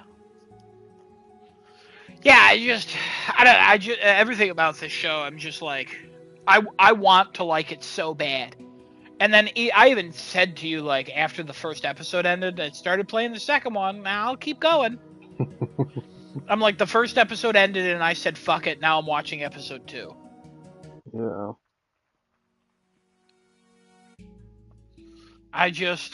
Everything. I had no expectations for this show, and somehow I was expecting more. Just a little bit more. Come on. It doesn't have to be perfect. I was okay. Yeah. I saw the trailer. I was okay with the budget wasn't high. That's fine. It doesn't have to be. Like, just give me something kooky. Like, it doesn't have that zany feel. Like, it should feel like a Twisted Metal almost. Why is Twisted Metal better than all of these still? I don't get that. I just don't understand. Twisted Metal didn't really follow the story of the games, and it still is fucking better than this. Yeah. And that had a budget of like $48. Yeah. And I had no knowledge of coming into that either. Same. And that show blew me away. Yeah. Because I mean, if I compared it to like the Penguin and something, I'd be like, "Ooh, it's not fucking like the best." But like, it's such a fun time, and for some reason, I still go back to it and go, "Oh shit, yeah." Every time I watch a video game adaptation, I'm like, "Why is that better than all of these?" I don't get it. This and Borderlands was worse than this, I will say. The movie Borderlands was way worse than this show. I'll throw that out there. That felt more of a disservice than, because I remember watching that one and just being like, these aren't the games. Something's wrong. Something's vastly wrong with this. And then watching this, I was like, it doesn't feel faithful, but at the same time, like, it's not a bad. I will say the show is not terrible. It's okay. Yeah, it's okay. It's okay. If you're hearing that it's like one of the worst things ever made, I'll disagree with that. Don't watch the dub version. Again, Desonoda, watch 10 minutes of the first episode of the dub. You'll be like, what the fuck? But yeah, you're continuing it? Yeah, I'll probably watch the rest of it. I'll probably watch this 2007 movie too and see. Yeah, let me know about what's that. going on there? What is it streaming somewhere? It's got a 6 on IMDb. A 6 isn't terrible for IMDb. Yeah, I think. I'm assuming the TV show has like a 4 or a 3. It's got a 5.8, I think. Oh, honestly, pretty close to a 6. Yeah. Yeah, I will not be continuing this, I don't think. Next week I might be like, I had time and I watched the 3rd episode, but probably not. Probably not. I've got better things in life to do, I'd say. Got anything else to say about it? Any comments? Kevin, you got any questions? No.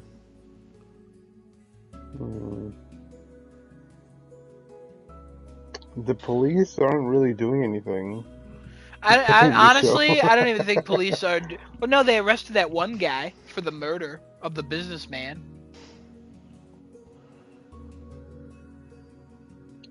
In episode 2. Oh yeah. But that's like they found him after the fact in a bathroom stall. Yeah. Stuffed into a toilet. Yeah, upside down. Upside down. Also, the timeline for that murder does not make sense. Yeah, because they literally saw him go into the bathroom, and then I feel like almost immediately they go into there. But also, those people had to come down from upstairs. Right. But then the other Yakuza people were there, and they did it? Yeah, I don't fucking know. It's Again, the directing, very bad. Yeah. Um. Yeah, it just doesn't feel. It's not cohesive. Yeah.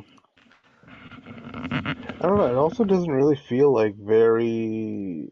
It's probably because it's. Hold on, let me check something. Who's the director for this? I have no idea. Hiroki Totoki, maybe. um. The fuck? Stars. Stars? Where's. No. Stars. Oh. Where's the. Oh. Might not even have one listed. They just filmed a bunch and then they were like, throw it together, it's fine, go. Oh dear. I will say this made me a little bit nervous for the Blender animated thing that's coming out on Prime. Because Prime specific shows just have not been good. So I'm still excited for it. Blender thing? That one where it's like all video game projects. There's like a God of War one, the PlayStation one, the Concord one still probably. Oh, that thing. Yeah. Secret level, thank you. Yeah, it's just Amazon Prime TV shows, none have clicked for me.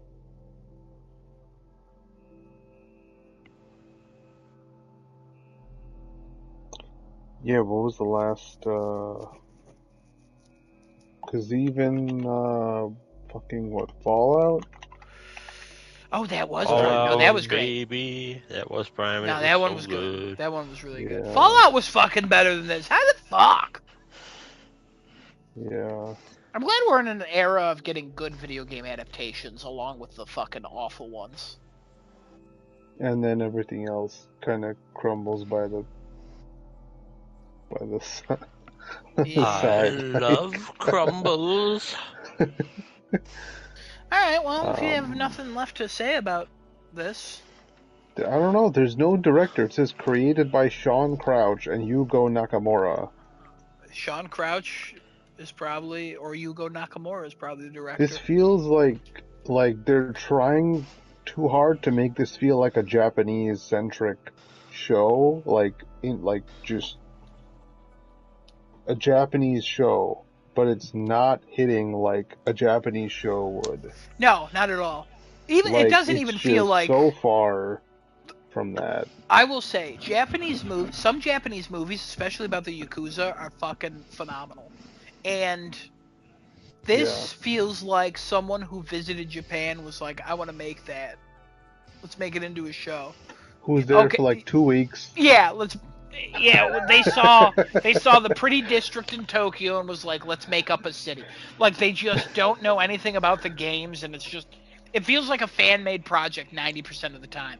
But a fan who's not a fan of the games, they've seen the cover art, but then they have face blindness because they don't know what main characters look like. They see the cover. They just had a story about like 4 youths or 5 youths in the orphanage, and they were like, what adaptation can we tie this to? Like, what IP can we use? And it's like, okay, cool, use that. It's like, what? Okay. It's like, come on. But, alright. Kevin? Mm-hmm. What'd you play? Oh. Did you finish eating? I did. I did that a while ago. Yeah, we were talking. What the fuck did I play? God, I don't remember. Me and Genesis played some Kiwi. I think we played some Remnant too. Sorry. You fuck. I just want to mention this project was initially announced as a film before being retrofitted into a television series. Yeah, that makes sense. It's also characterized as a Japanese-language American crime action television series. That's too many words, but yeah. Okay. Yes, American crime. I love it. A Japanese American crime television series centered on the Yakuza. Excuse me? Okay, Coke, you can go ahead. Sorry, Kevin. No, you're good, man. You're good. Don't Nah, you that worry was about information it. It's three we of us. It's all fine. I played some Vampire Survivors. yeah. I played some Axolotl. What else did I play? I played Astrobot. Played a good chunk of Astrobot while I was waiting for VR things to charge. Before playing Astrobot, this all happened today, not all these other games. I played a lot of Gun Club VR today in the afternoon. I got all 4-star platinum ratings on the warehouse ranges, all of them. So now we're moving on to Allied, which I've started. I'm like halfway-ish, a little more than halfway to the platinum for the game. We're gonna try. We're gonna try to get there because I have issues. Gun Club VR Reloaded is a pretty solid game, but let me tell you something. Shotguns are fucking terrible. Oh my god, this game struggles when it comes to shotguns and that whole like pump action nonsense. You have to use a pump action because you have to hit the freaking targets behind hostages, and all the shotguns in this game have so much freaking spread, and for some crazy ass reason, they have all these like attachments and rails and all this other shit. They have no shotgun chokes in the entire game to try to reduce that spread pattern. Bizarre. But anyway, it's real weird using a shotgun. I had to stand up to actually get it to like work consistently. You can't really do it from the sitting down position. I don't know why. The fucking gun flips out. Unless there was something else that I had set. I don't know. But yeah, it's a fun enough game. It's addicting, but it's not great. There's a lot of little things that go wrong with it. Sometimes, like you have the wrong ammunition type reloaded until you put a new magazine in. Sometimes you have to bolt your gun right off the start. Other times you don't have to. It's really bizarre. I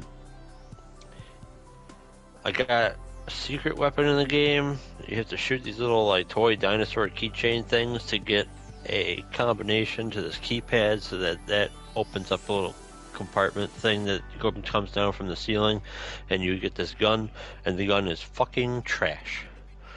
Like absolute trash. You can't aim the thing. It is bulky beyond belief. You don't get a trophy for it. You can't keep it. I don't understand why it's there. Gun Club VR. Oh boy, can't wait. Gonna get the platinum and then probably be like, all right, cool, I can put this down now. So after playing that for a whole bunch, then I played Astrobot. That's so fun. Cleared the first like whole star system, galaxy, whatever the fuck. Yeah. Nebula, that's what they call it. That was really fun. Adam was watching. It was a good time. Many laughs were had. Many moments. Kevin murdering things with eyes. Yes. And then trying to get random things with eyes crushed by things. Yeah. Really just being a nuisance to the whole Astrobot. Yeah, world. It really was. just being a nuisance, you know? And Adam was like, Kevin, how you doing? Have you died a lot? And I'm like, no. And proceeded to die like 4 times rapidly. It was very funny. I will say, Kevin found a thing that I could not find on my own. I had to use the bird. Yeah. So then the VR charged, and my laundry was done, and I was like, Adam, it's time for Horizon Call of the Mountain. Yeah! The PSVR 2 game, and let me tell you something. Holy shit, does this game look pretty.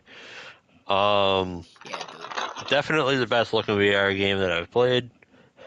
I have no idea how it runs the way it runs. It's quite smooth for how crazy detailed it is. Like this, I don't know. It's weird because it definitely doesn't look like the most graphically impressive game, but people look great. Yeah. Like I don't know. And the freaking mouth movements are fantastic. Water looks pretty good, all things considered. I don't know, man. It's great, and That everything is so sky. sharp. Everything is so sharp. The sky is That fucking sky. um.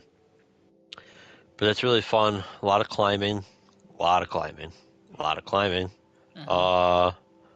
But it's okay. It's not bad. It's kind of fun to do. I'll be honest. I had a lot of fun interacting with the environment because way too many things are. You're allowed to interact with way too many things in this game. And Kevin, being Kevin, interacted with a lot of things. He performed for Um, Cleveland on drums. Then he performed for I did. somebody else. Tambourine. I didn't say a city that time, yeah. Yeah. Oh man, I was playing the tambourine. I played the maracas numerous times. Yeah. Yeah. And then I played the drums. I played bongos. Threw a couple Uh, plates, bashed a couple pots and plates. I broke pots and plates. I broke pots and plates with a drumstick. I broke them with a torch. I Yeah. broke them with maracas. I threw a plate once. Yeah. Yeah. And every time I was on music, I threw the instruments. Yep. I threw parts of barrels. I threw baskets. I ate food and threw away the cores. Yep. You can interact with a lot of stuff in this game. Threw a lot of things. Wood planks. I put stuff inside of a barrel and then put the lid back on the barrel. At first, the lid didn't want to go back on, so I smashed everything back down into the barrel, then the lid went on. Let's see. You tried The bow stacking works things. really well. It worked, but then it I- started to tip over, so then you got mad and threw them both off the cliff.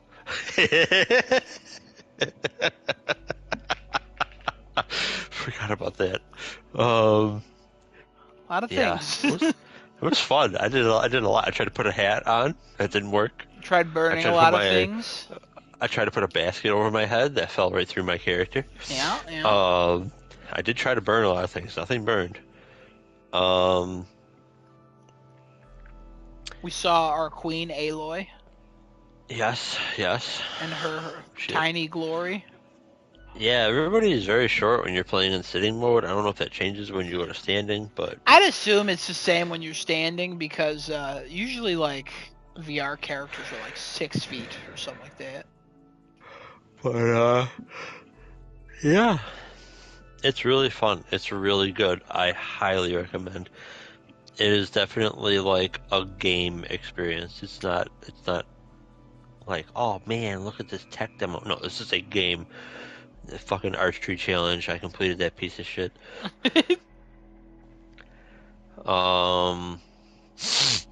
So yeah, I mean, I'm a big fan. I can only imagine what else I have to fight, what else I have to like craft and stuff. Just sort of browsing the trophies right now.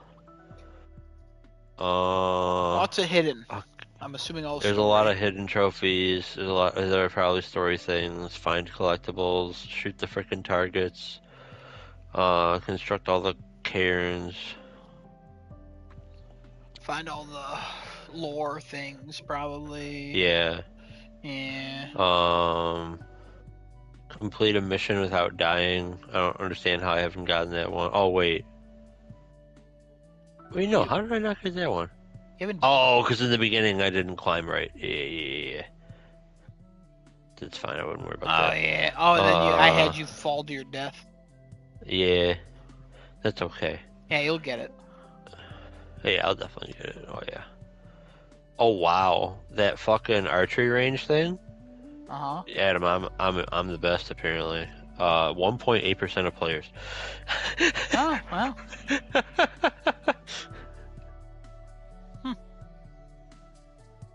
I didn't think it was that hard, but again, I actually cheated it, so it's fine. A lot of people just don't play VR games for long either, so I might be part of it too. No, I did bad at Adam. I did bad at. What'd you do? Opened up a game with I'm stupid. I come back in Minecraft. Anyway, that's all I played. Horizon Call of the Mountain is amazing. Play it. It's great. Adam, come out, play it. Wow. You'll love it. That platy. What? Get that platy. Oh, you're gonna play it in your account? No, why not? Could do that. Be like, Your Kevin, I don't want to account is hang on out. my Leave. But I live here. Kevin, go to work. You go to work, you come back, I'm still in it. Kevin, I don't know how to take this headset off. Adam, how are the controllers still charged? I don't know. Adam, why is there so much blood all over? It's plugged into my blood. My heart runs them now.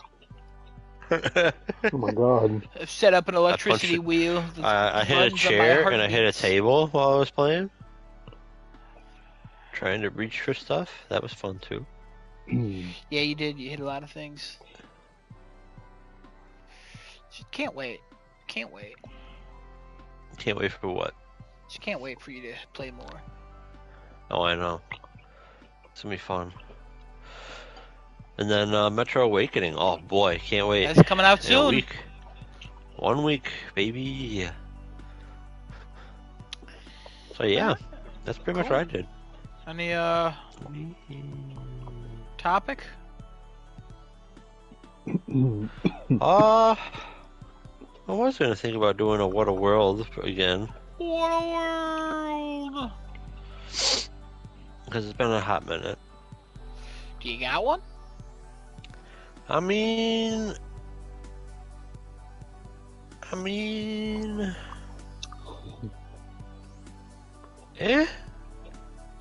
I could wing it. That's Do you want something. to? I don't care. Do we want me to? I can wing it. I don't Yeah, have an I'd be asinine down for story. you to wing it. Unless somebody can find an asinine story.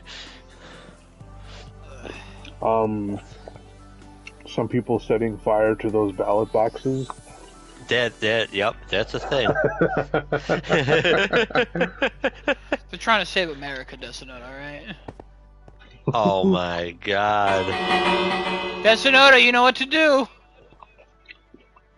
Oh, What? Oh yes, do it.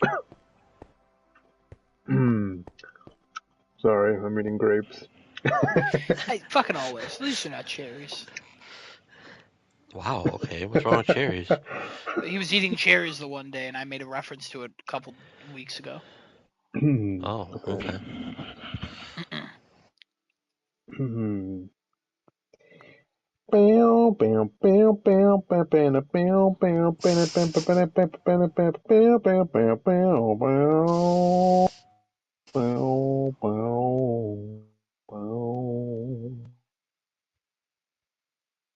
Alright. It was unexpected. Okay. A little bit of a long pause there, but alright.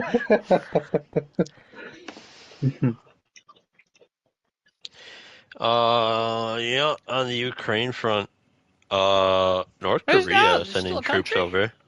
Nice. Huh? There's still a Yeah. country? Nice. Oh yeah, North Carolina, no, North Korea, sending over troops supposedly to back up Russia and Ukraine. Rather interesting development. But you know, Russia definitely needs that backup. Let me tell you, because it's not great for them. It's still not great. Supposedly Russia's still making slow advances. I assume Ukraine is still making slow advances into Russia. I think really the next major step of the whole thing revolves around whoever wins the presidential election here in 2024. So we'll see where that goes after that.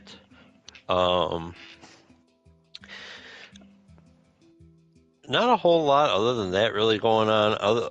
Europe is supposed to be sending a whole bunch more stuff to Ukraine. Germany is like on the freaking not offensive. They're remilitarizing basically. They're investing heavily into their military and rebuilding all kinds of shit, and they're basically going to try to strive to be the #1 military power of Europe again.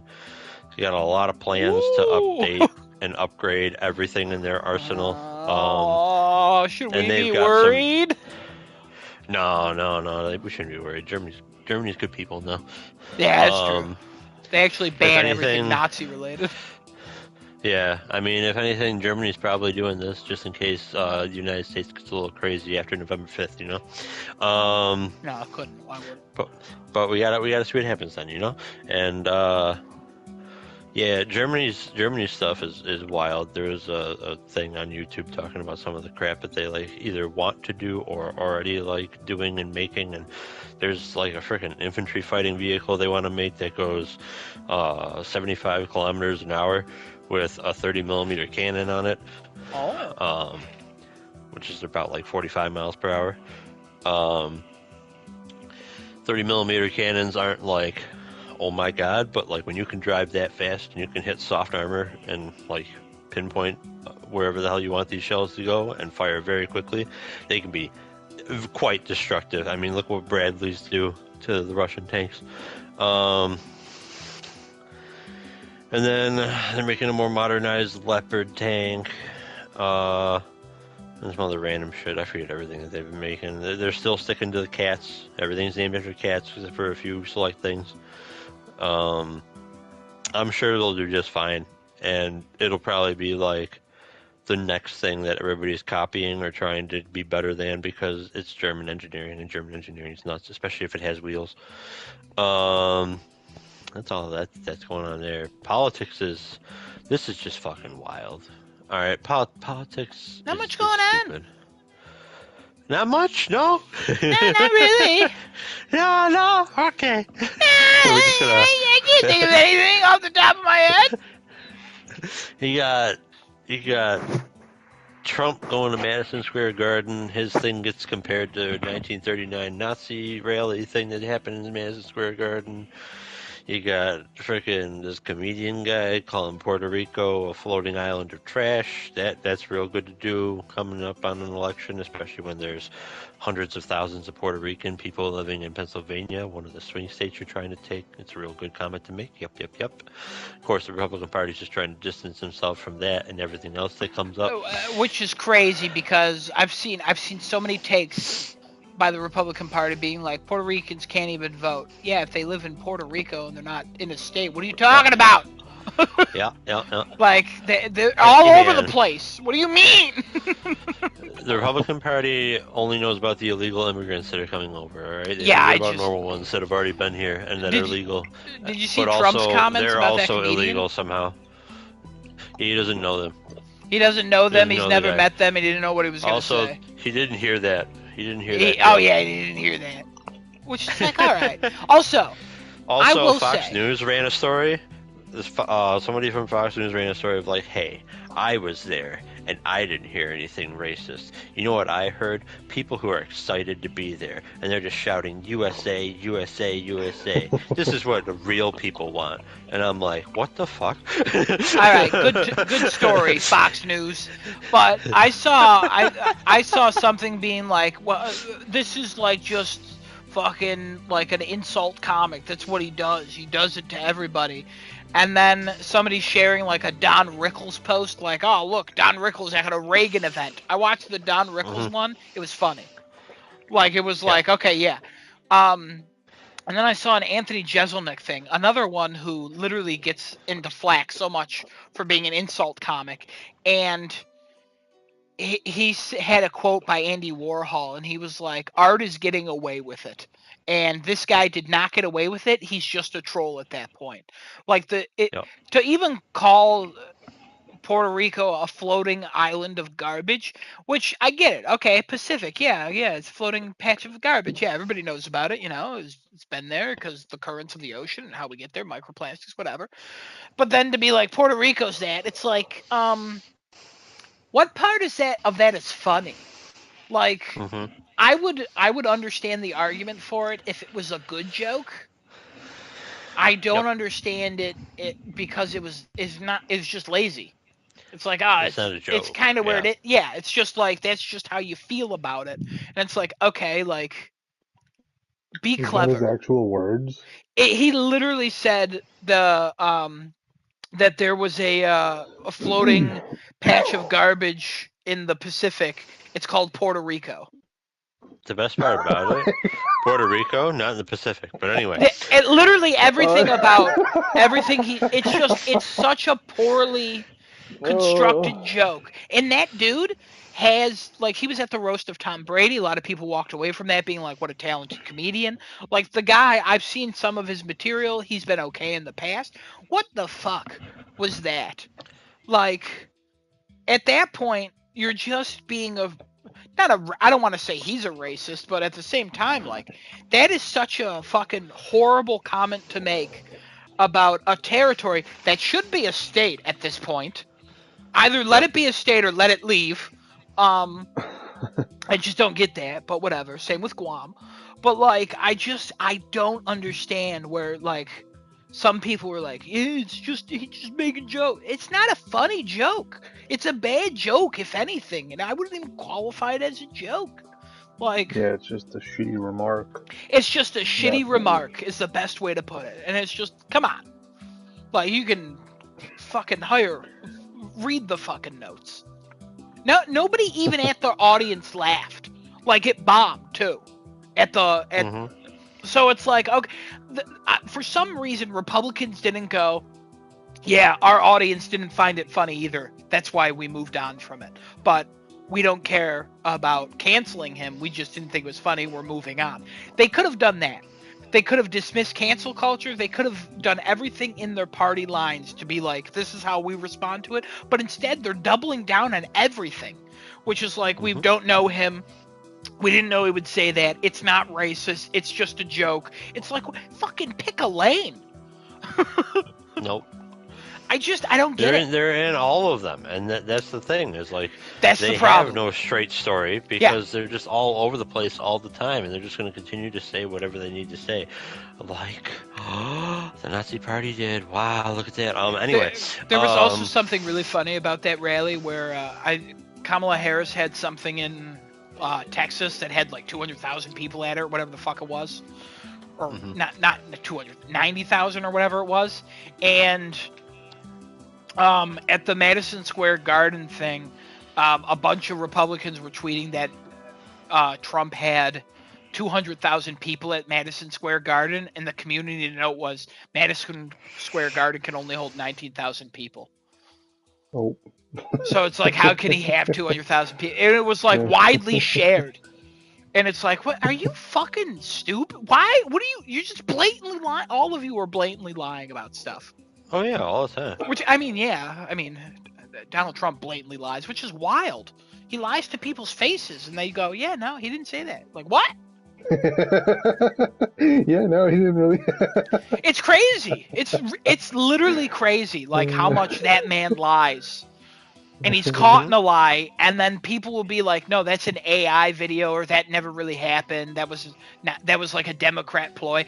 There's rumors that comedian at the Trump rally was a Democrat ploy now. That he's an undercover liberal. Hey man, listen. Are you fucking kidding me? All I know is, according to some stupid person, I forget her name, Megan somebody, on Bill Maher's show. God, that man, I can't stand him either. But man, I used to like him. She was like, too. "Hey man, everybody's always against the Republican candidate. It's just the Republican candidate is always getting made fun of and called names and blah blah blah." And I'm like, "What? Oh, huh? What did we call George H.W. Bush besides saying, man, this guy's an idiot?"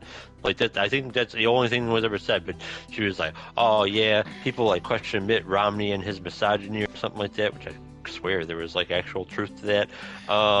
He's deeply religious, and he's a Mormon, and that religion's not really, the most fond of like women rights and stuff, but he kind of separated himself. And then he had that quote about the 47% of Americans that were like trash. So, which really tanked his campaign. But it's just like, yeah, okay, like, I don't know if you know this, but like, Bill Clinton was a sleaze, Obama was terrible with foreign policy. I don't know if you know this. Anybody who's famous, people say bad things about them, they get names. Yeah. Republicans just are slimy only because they say they're slimy. Then they go in front of like their faces and go, yeah, nah, we're not slimy. And then they have, some of them are just creepy looking. Like Ted Cruz. There's something wrong with that guy. You know, that one, that one, that's just a straight bullying. But also, at the same time, Daddy Trump called his wife ugly to that man's face, and now he kisses Trump's ass all the time. And I just, Yep. how? How do you? I would be like, I'm out of the race. I'm done. There's only one way. There's only one way that all this makes sense, and that is Donald Trump and the Republican Party assume ultimate power if they win. You know, it's the only way any of this makes any kind of fucking sense. Yeah, it's just it's so, oh my god, everything about It's makes no sense. But insane, just not a lot happening in politics nowadays. Yeah, I know. It's just I don't know. There's Very definitely not quiet. anything beyond beyond election shit because nothing's getting done. You know what's really wild too, though? Here's what I find really wild. Experts, the so-called experts out there, and I'm not trying to get all conspiracy theory or anything like that. Hear me out here. The so-called experts out there still say that the Republicans are going to dominate in the Senate races. How the fuck can you say that? Is this going to be like that red wave we were supposed to have? I honestly agree with Like, that. I think why do you agree with that? because No shot. only No shot. be, Democrats only up and down the ticket. you asked me, let me explain. Okay. Only because based on the history of economies and how it goes, typically it's Democrat leaves the office, economy's doing fine enough, and then a Republican gets in there, economy's still booming, and then it starts to tank because of some world event, whatever. It's not really based on the president. It just happens to work out that way most of the time, and honestly, some of their policies not important. But it takes a while for policies to kick in.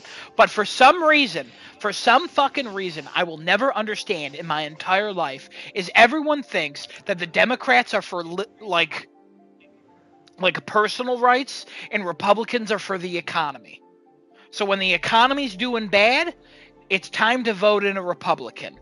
That is literally the only reason that a lot of people vote Republican. Because everyone in my life who is the most liberal in the world goes, yeah, but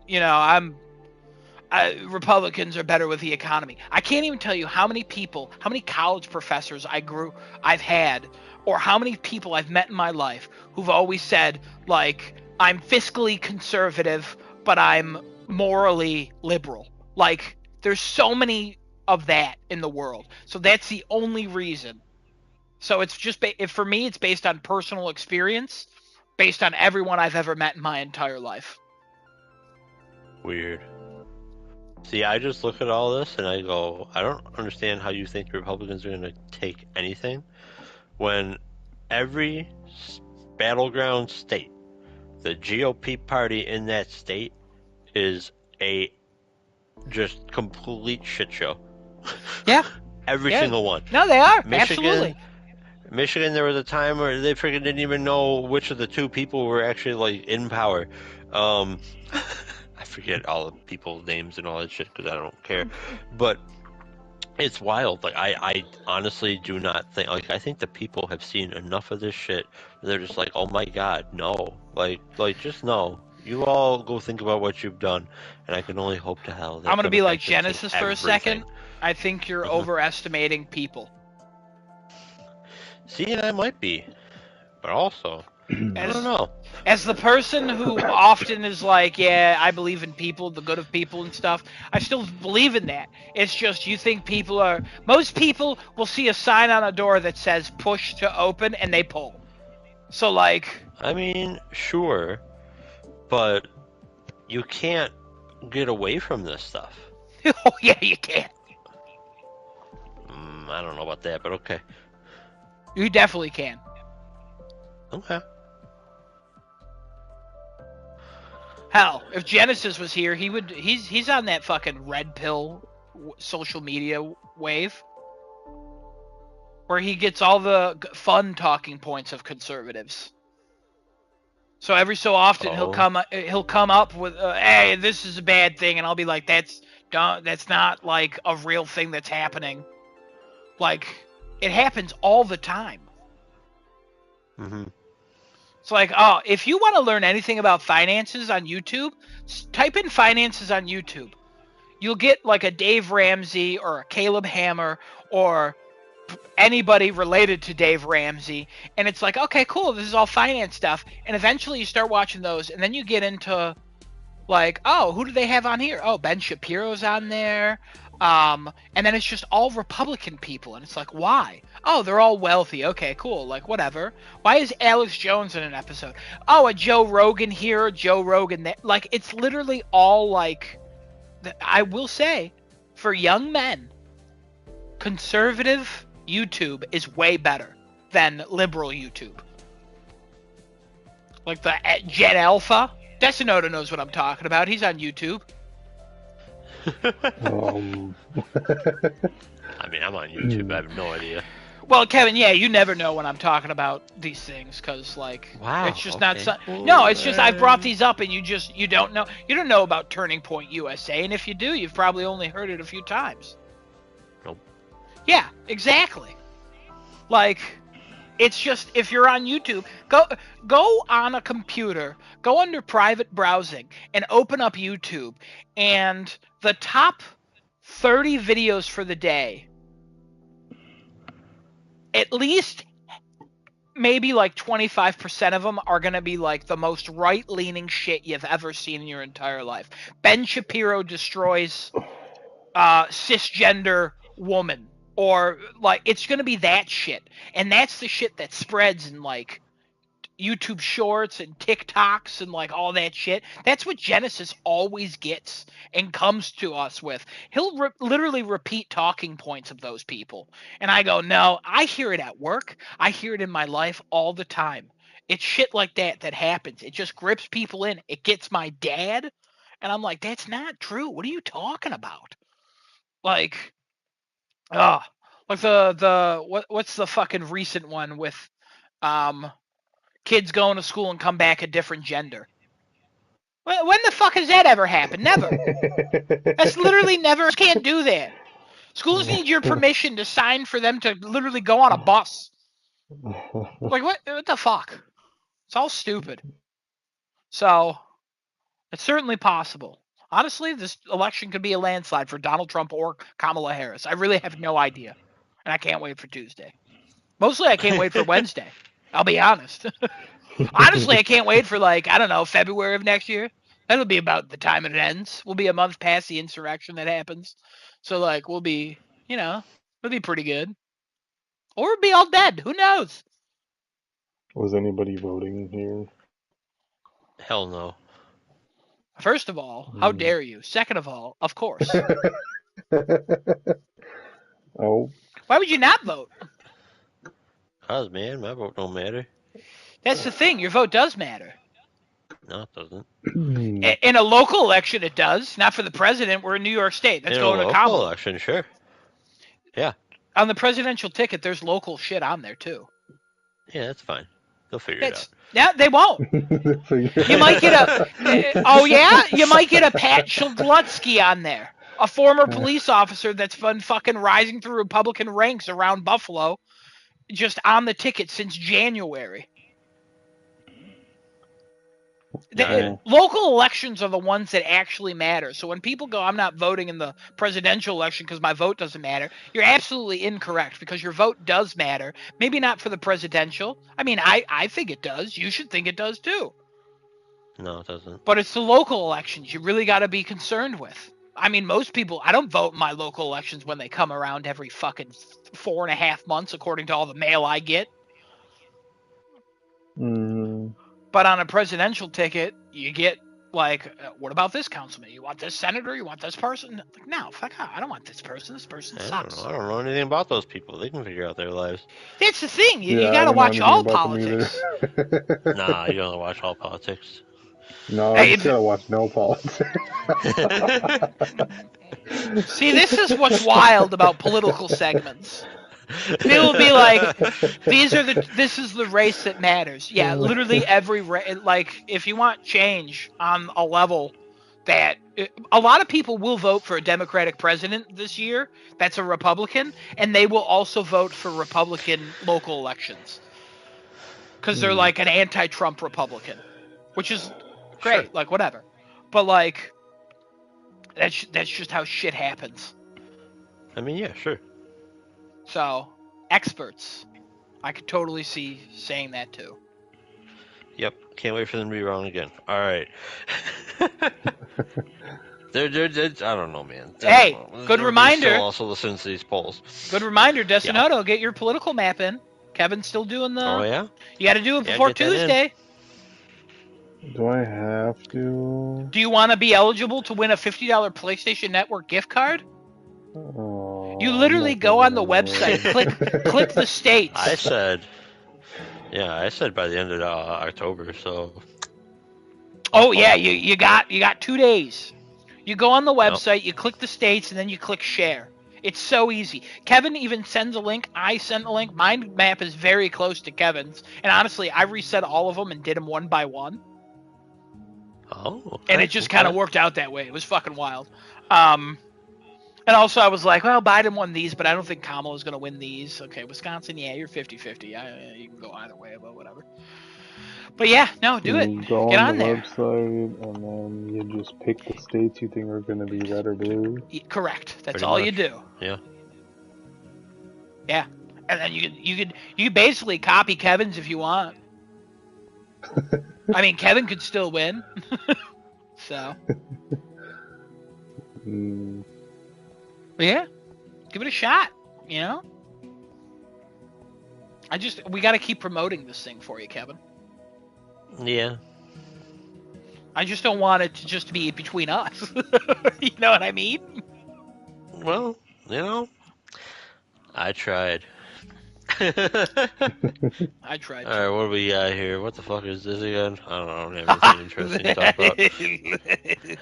Isn't this the imbecile thing? Oh no, that's the other side. Acid. No, this Never mind. is like interesting I got an idea. ideas in science and shit. Yeah. I got Gaming. one. Oh yeah, all right. I'll go over. Yeah. Hold on. You go to the other side. Oh, Adam's taking over the co-anchor. Yeah. Hydrogen powered cars and stuff, like hydrogen fuel cells and stuff, getting wilder. Battery technology having major breakthroughs recently. Just all the eco shit is just blowing up in the world, which is crazy. That fucking China has surpassed us, fucking piece of shit, fucking administrations. That's it. That's all I have. I'm mad. I don't want to talk about it anymore. Okay. I'm mad. wow. I'm just so mad. Been mad at that for All right, years. gaming. Hey, guess what? Firewalk Studios and Concord shut down. Who didn't see that coming? I Yep. did. I did.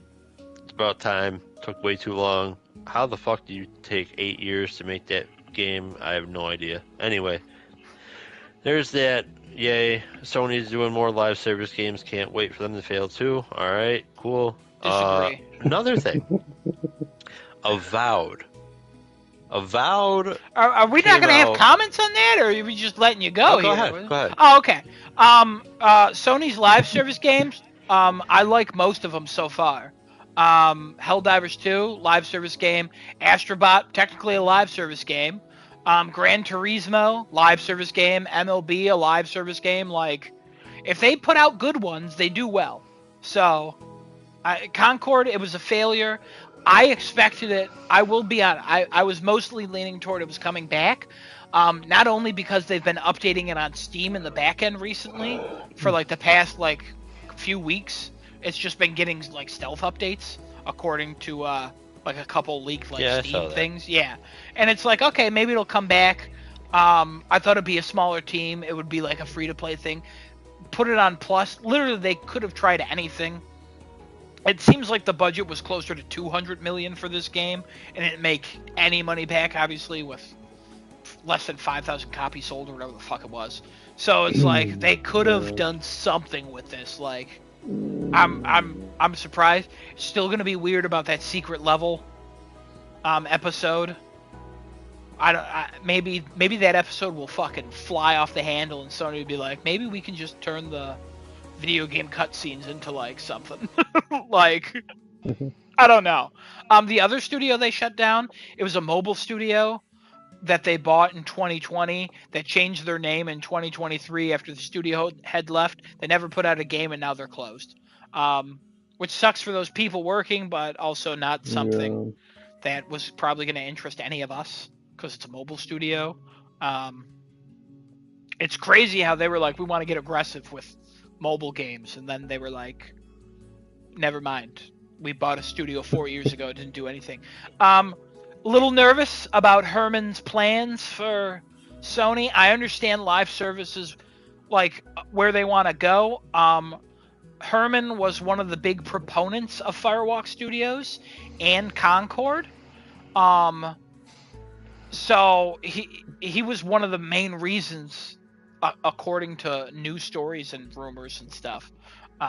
Basically all conjecture, if I'm honest. But he was one of the main reasons Sony was even looking at Firewalk Studios, and one of the reasons they bought them. And now it's all gone. Like, they couldn't turn that studio into something else. They couldn't have them work on anything else. Like, come on. Like, I understand $200 million, cut your losses, but closing the studio was the best way to go. Like, you couldn't have them be a support studio anywhere. You couldn't have them literally do anything else, but that's just what it is for Sony. I'm still not a fan of the huge push for live service, but if they're not forcing their first party studios to make live service games, the Days Gone people, their next game is a live service game, according to them. But it was something they chose. Apparently, they were also the ones that chose not to do a Days Gone 2. It wasn't Sony. I don't know how true that is, but according to that studio, that's the narrative they're going with. But it's just like, live service, whatever at this point. Like, it's gonna happen. There's nothing we can do to stop it. Just keep giving me games that I like. I would love a live service Horizon game as long as it's good. Just give me a good game, and if you can make it live service, then do it. As long as it's still good, it's really not that hard. I don't know. I don't know how else to express this. Make a movie, and if it's good, then people will like it. If it's not, guess what? It's gonna be bad, and you should watch it before you put it out. Like, fucking, come on. It seems so easy. That's it. That's all I have. I don't know if anybody else has anything else. Mystic had something to say about them potentially using Firewalk as a support studio. And he was like, well, if like those people who signed up for Firewalk's projects, they didn't sign up to be a support studio for other games in development. Yeah, true. But they also didn't sign up to not be working on a job anymore. So, like, I guess I think they could have offered some of them, like, to stay. Like, yeah, which we don't even really know at this point, right? We don't know if they are like onboarding people from those two studios to work in other spots. If they did not say anything, they usually say that immediately. Like, it just sounds like they're closing them. And that's it. That's the end of it. And those people will probably apply and maybe get hired other places.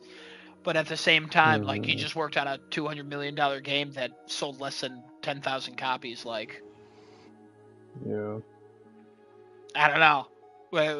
Like, good luck to them. Sucks people lost their job. But at the same time, like, that's how business goes, I guess. I don't know. There's no good way to talk about those stories. Kevin, you have any opinions on it? Other than you knew it was going to happen? I mean, again, I don't understand how you take so long and so much money to make the simplest freaking game you could have, like, that. There's no explanation. I don't know what happened. Yeah, 8 years is too long. We'll never know what happened with this project. But, like, we'll know. That's why they're shut down. Like, we'll know eventually from we'll definitely. I only say we'll know is because that studio's fucking gone. Somebody's gonna talk. Yeah. Somebody's gonna Um. some indie creator's gonna make the documentary on what happened to Concord behind closed doors, toxic positivity in the workplace, or something like that. That's probably what it's gonna be called. Like a Danny O'Dwyer's gonna do that. It's gonna happen. But that's it. I mean, I don't know, dude. I don't know. The Avowed thing is wild. Avowed put out a statement about their first-person combat and awareness. Now, Oh, I keep forgetting this game is not a VR game. Kevin, I can't tell you how So- funny it was when you put in the chat, like, what is VR? Then you're like, oh yeah, this isn't VR. I can't tell you how hard I laughed at that. I'm like, he fucking forgot again. It looks like a fucking VR game. I It looks know, so but bad. like- But apparently people who played it are like, oh my god, it's the best thing ever. Yeah, we'll see. This comment got me, because I cannot understand this, and maybe somebody can help me understand this. To quote the person, you have to make sure you're giving players full awareness of the area around them. There are some clever solutions to help you know exactly what's going on at all times, despite the first-person perspective. Your companions will aid you in battle by shouting out warnings, and you'll see directional indicators to show where enemies are coming from. Think of the ones in Call of Duty when someone starts shooting you or a grenade lands nearby.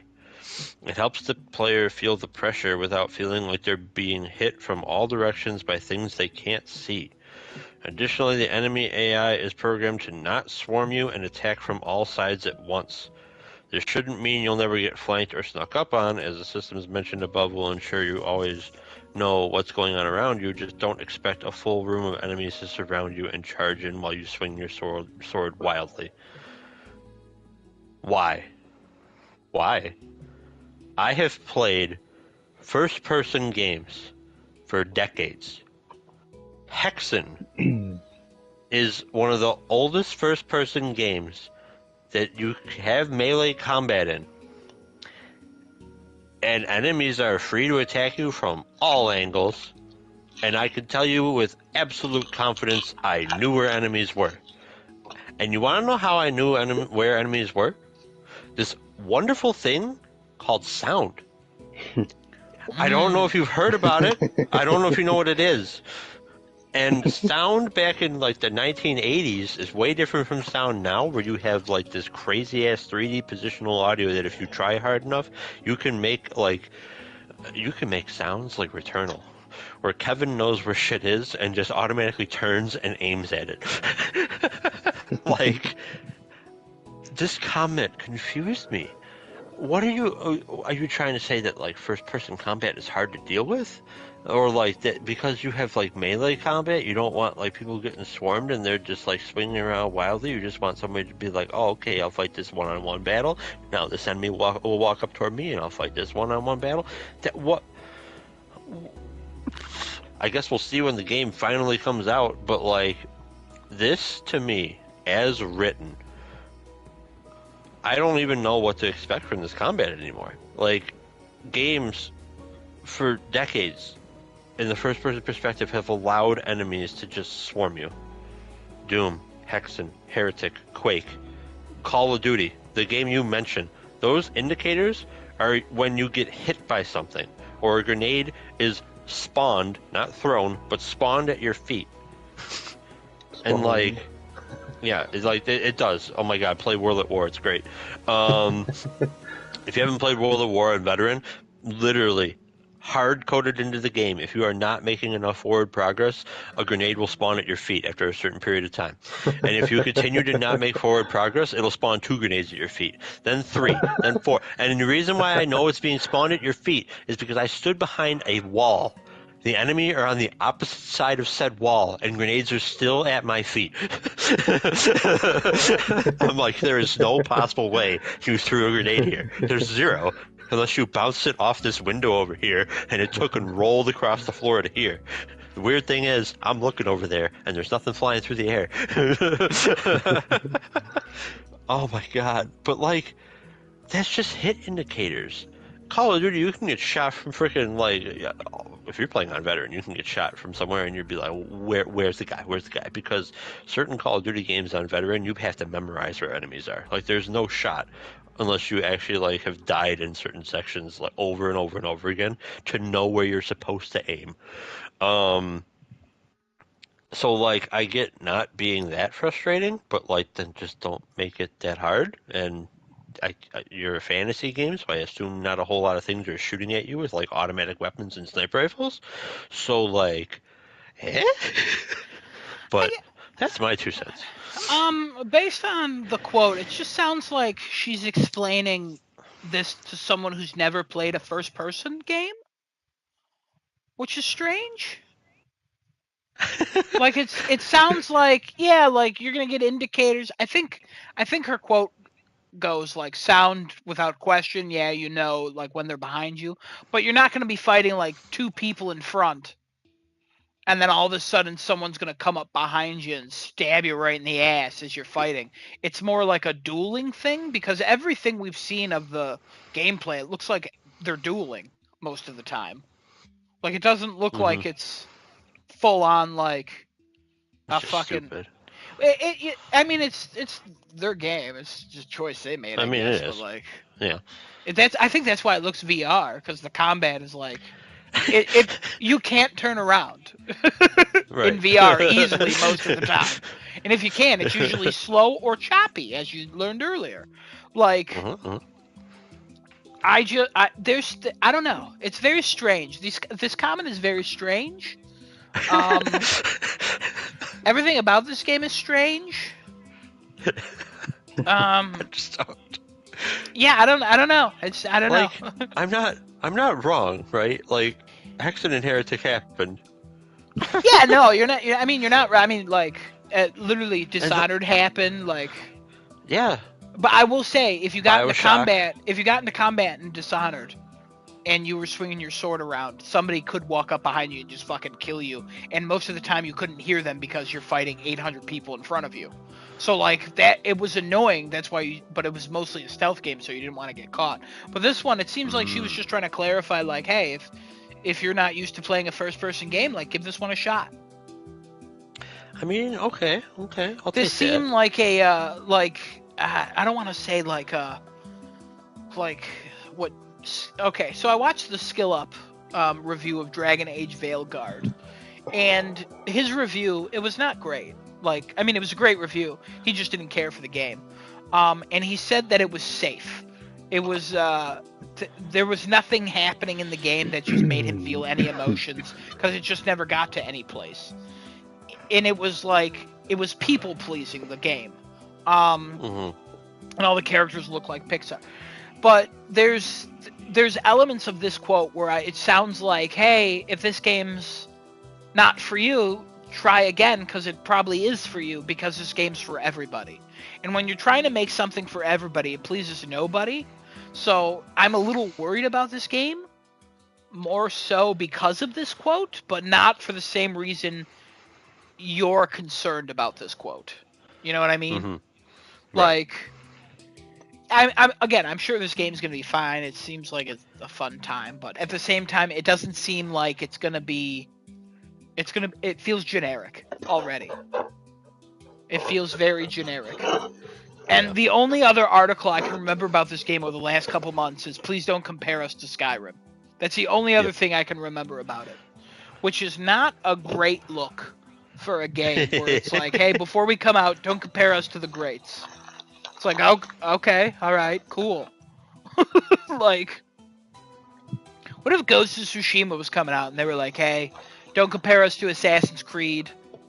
We're doing our own thing. What? It's just strange. It's very strange. Everything about this is strange. It also does look VR. Ever since you mentioned that, it threw me off. But, yeah, I don't know. I don't know about this. Can't wait. February can't come soon enough. Yep. Again, just to get past the presidential election and the insurrection. Yep. And then Indiana Jones, who knows? Maybe that's actually doing something, you know? I saw previews. People are saying it's all right. I saw a mix of previews. people saying that it's pretty good.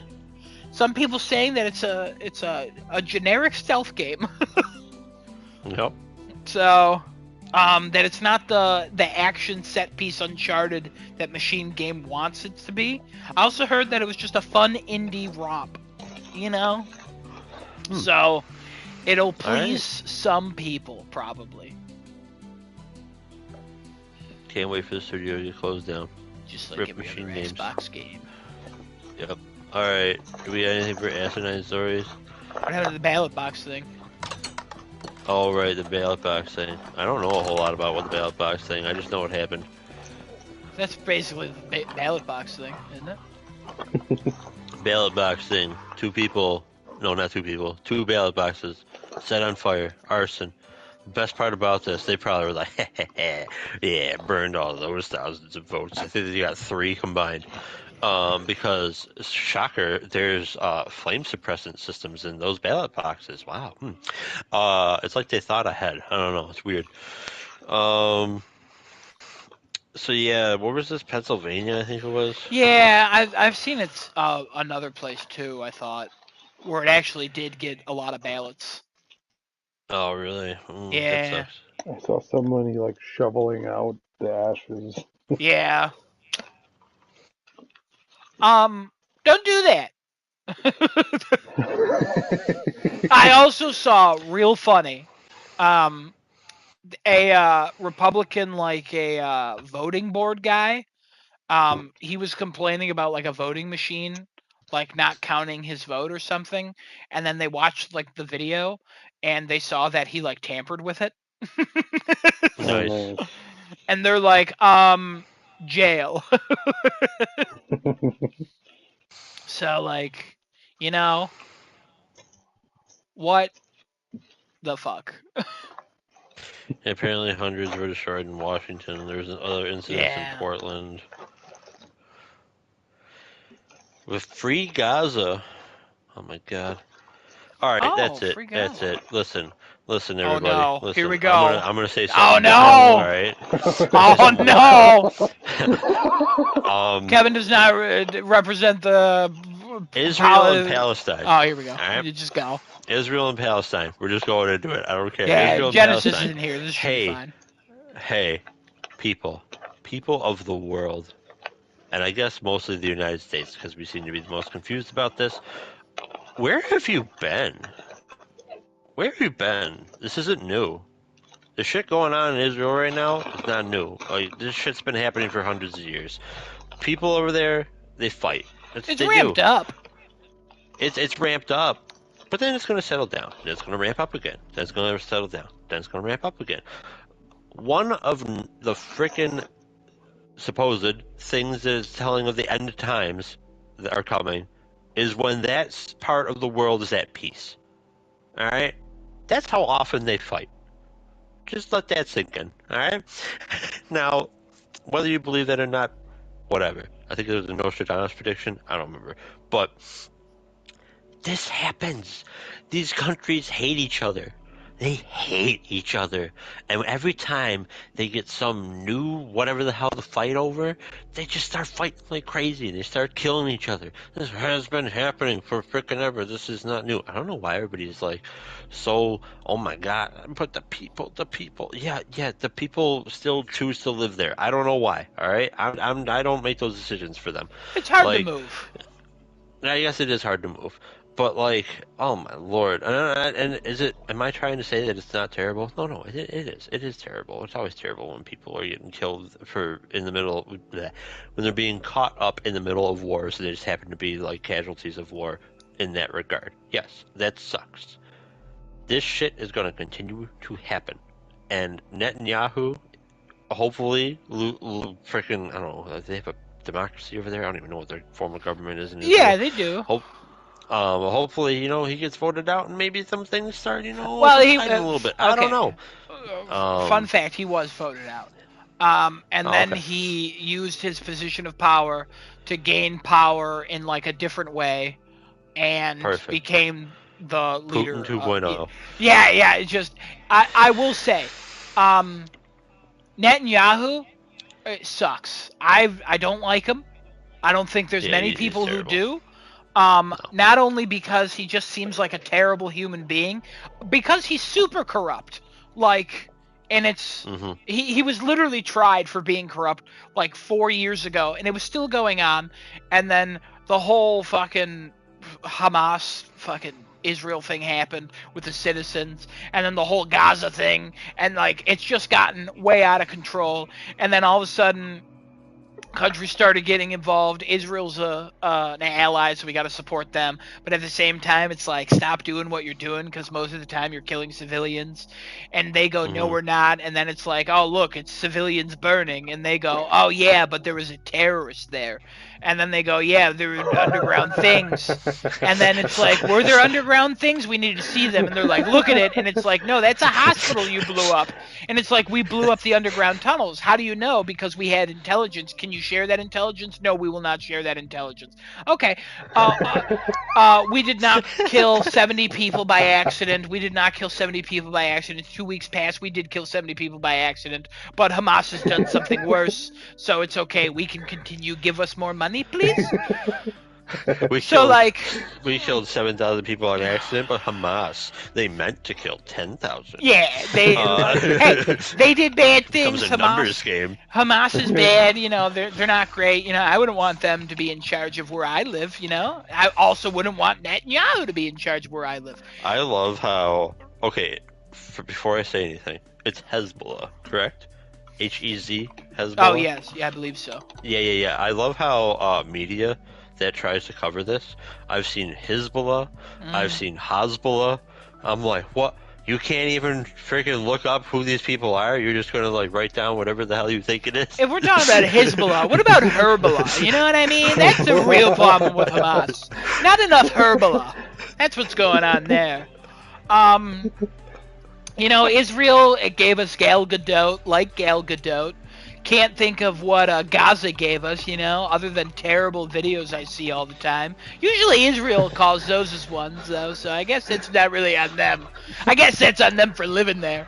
But, like, I don't know. It's just the whole situation is like, hey, this person sucks. Well, that was a terrible response. Wow, what a worse response. Oh, my God. Oh, God. Oh, no. Oh, no. Oh, we pay for this side? But we also paid for this side at one point? Wait, what do you mean? Yeah. And then what's awesome about this time is we have a new contender in the fight, Lebanon, because they got caught in the crossfire somehow. I'll tell you one thing I know about Lebanon. I went to school with a Lebanese girl who had a fat ass, and that's all I know about Lebanon. Mia Khalifa's also from Lebanon. I learned that Is that today. the sport girl? Huh? That's What? the sport girl, right? The one who like does sport reporting now? Yes. Oh, I mean, think and also that's the what she porn does now. star. Yeah, the porn star. Yeah. You mean the conservative sport person or the porn star? Because it's the same person. Gotcha. Both. That's how you also get them. She made Yeah. like 9 videos, and they're the only videos that are on the top 10 of fucking Get him- Pornhub. Get out of him here. in. I don't know why. Gucci. That's how you know. One day I want to talk about this in depth on the show because for some What? reason I find this so fascinating. Porn topics are so wild to me. Not like personal, like what I watch or whatever. Like that when Pornhub does like, oh, this is what's popular, and it's like black man on white man in Alabama is like up there at the top. It's like, what are these repressed people doing over there? What is going on? How come in every state that is so against a certain people, those people are the number one in their porn? Yeah. I just don't understand that. Muslim Black woman man talks on white down couch. to MAGA guy. It's like, I don't, what can't cover this fat ass with that hijab. It's like, that doesn't even make sense. Like, one day I just want to talk about those because it's just absolutely Alright. wild because it's like, I'm here for it. everyone's just silently telling on themselves.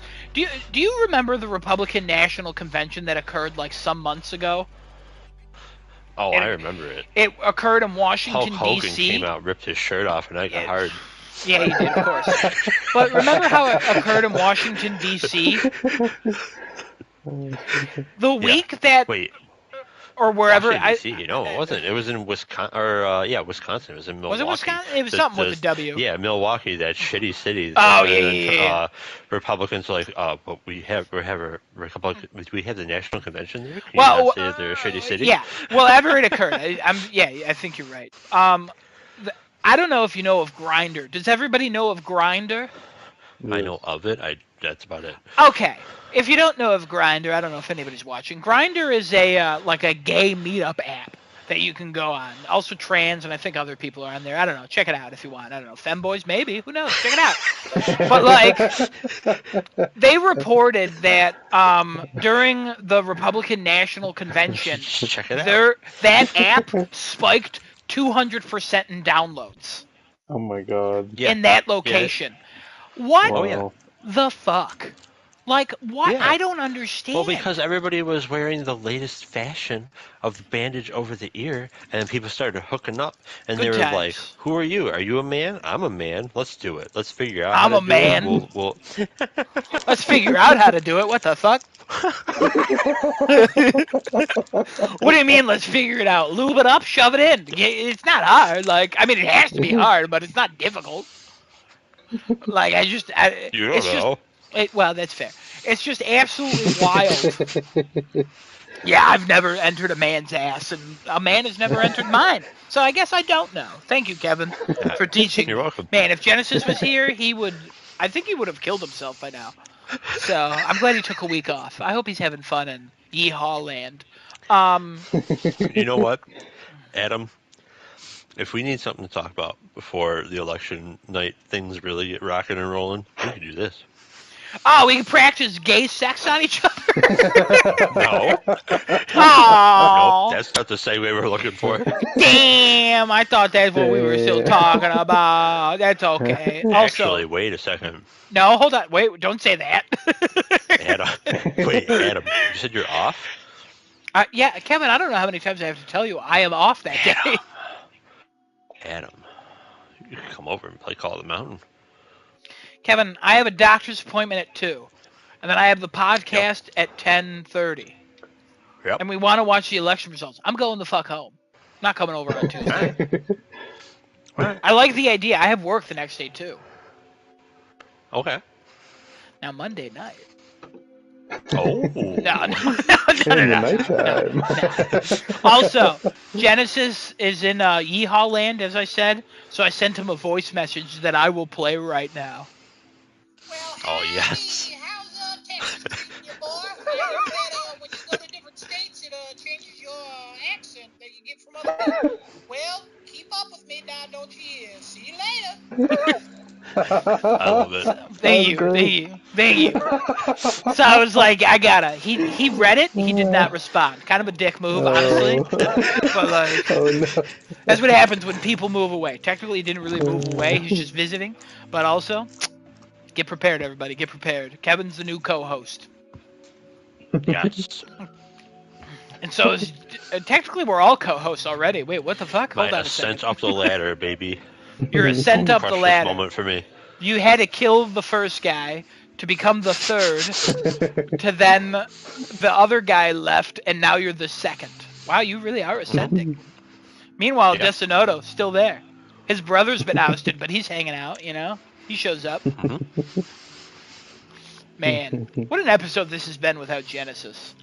It's just been something else, huh? I'm surprised we went this long. I will say, Desonoto and I talked a lot about Penguin and whatever yeah. that fucking That's other fine. show Yeah. was. Holy Like shit, it's after a one already? dragon. What the fuck? Yeah, like a dragon thing. Dragon. I forget. Yakuza. Yeah, we should probably end the episode. Alright, Don't burn Listen votes. Let just vote. I'm gonna And if you don't, who cares? I'm gonna Move go on. over some things here, if you don't mind. Everybody, get ready. Next week is going to be a very special podcast. Yeah, well. Adam and I are going to confirm a few things right now while I'm talking. We're going to be starting up the podcast early. I imagine about 8:30 p.m. Eastern Standard Time. maybe 9 p.m. Eastern Standard Time, somewhere in there, because then that's actually when like you can talk about something going on in the election, because polls start to close here and That there. sounds correct. I agree with that. So we'll start it up around then. I say 9. I say we started at 9. 9, okay. Go for an hour and a half, and then the real show starts, and then we'll still have thoughts and stuff in the background and stuff. But I want to talk about Horizon still, and we have that AI conversation we want to do. So yeah, we had the huge AI conversation, which I'm really glad I played Call of the Mountain, because that really helps me out with that conversation, with the amount of objects you can interact with in that, and they do have weight to them, which is really cool. So it's going to really help out. But we'll start off the podcast. We'll talk about the election a little bit. Like Adam said, 10:30 around normal time, or whenever everybody hops on. If people are on earlier, we'll start it up. The real podcast, that is. We'll do our normal thing. We've got some cool topics. Honestly, as it's going on, I might be playing Horizon. Hey, whatever, man. Or Minecraft, just to actually like the VR craft, just to pass the days. So that actually might be better. So I won't be in Minecraft, but I will be talking with everybody. I will have coverage, more than likely the 3 big ones that I like to pick, at least start with, CNN, Fox News, and MSNBC. And then Fox News eventually gets like way too much for me to handle, and I'll switch to some local station. But I'm gonna have multiple things going. I'll be interjecting here and there with any projections or crazy things that come out of whatever the hell happens. I will we're gonna have a really good time. I will say most elections I sleep. And then I wake up and a new president has been born, or whatever happens. I don't fucking know. Right. Except in 2016, I was at, in 2015, I was at the movie theaters watching Doctor Strange, and I walked out, and all of a sudden Trump became president. I was like, what the fuck happened? Yeah, I mean, I didn't vote for Hillary then, but she sucked. But, like, Pokemon Go to the polls this week. You know what I mean? Yep. But, I don't know what happens after the normal podcast. Adam still has work. Genesis, who knows what he's going to be up to. But if Genesis hangs out and we want to keep the podcast rolling, I'll keep talking election as long as there's things to talk about. I'll be up until 4 or 5 in the morning, easy. Oh my god. Yeah, I will not. Oh yeah, no, I go hard. I go hard election for presidential elections. I love it. We should have an idea of the winner by the time I'm going to sleep. An idea. I would think so. Well, I would think so but as like, well, but this year might be nuts. This year could be wild, even if we know who's winning based on Electoral College. But the thing is, everybody, remember a few things, okay? Please be smarter than the politicians on Capitol Hill right now. Kevin's going to share some words of wisdom with you right now. All right? Election night is not electing the president. It's not. Your votes elect Electoral College members, who then go cast votes for the president a month and change after. So even if your presidential candidate has won according to the vote of the people, technically speaking, they haven't won yet.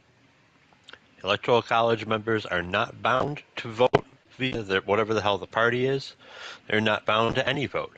They can vote for whoever the fuck they want. Now, yeah, almost all the time they vote that way. But I'm saying this mostly because Donald Trump is very divisive. You either love the man or you hate the man. There seems to be very little middle ground. Even if he happens to win via the voting of the nation, don't be surprised if some Electoral College people decide to flip-flop. Because the amount of threats this man has made to federal organizations, to politicians, to businesses, and even just people and celebrities, who knows what's ultimately going to play out. So, the election's going to happen. Everything will be fun. It'll be fun to watch. And then just try to stay safe. Try to stay safe. keep your doors and windows locked, because God knows what the hell will happen if it's a landslide victory for Kamala Harris. There's no World win. peace. There's no winning here. There really isn't. There is no good outcome for this, I because some amount disagree of on suffering that. is happening after this. I think overall a good outcome could have. I mean, either way, I think it'll be fine. But like, I think there's good outcomes on both sides, which sounds the most middle ground thing, like a Donald Trump would say. But like, you know what I mean? America survives. That's all I'm saying. Well, and you know, Now, will it might I be be the in that end. America? Will I live in that America? Because I moved away? No. I'll probably be murdered. But, like, America survives, you know? When Kevin rounds up Decinoto, Genesis, and I and slaughters us as the 3 brown people to exchange for his white liberal life, like, Oh. I get it. Like, it's gonna be fine. That's the exchange rate in the world that I created for Donald Trump. He probably would like it. Because I made it for him. No. See, we turn the tables and become legal immigrants in another country and kill their people. See? Oh. Oh That's my how God, Canada? Oh. Only if it's Trudeau. God, that country needs somebody else. You don't like Trudeau? No, You don't like he's corporate an elitist idiot. Justin Trudeau? Blackface alumni Justin Trudeau? Son of former Prime Minister Justin Trudeau? You mean the guy who has like shady business deals, Justin Trudeau? Who has helped a lot of Canada do a lot of good things, but also done a lot of shady shit, Justin Trudeau? Couldn't be Justin Trudeau.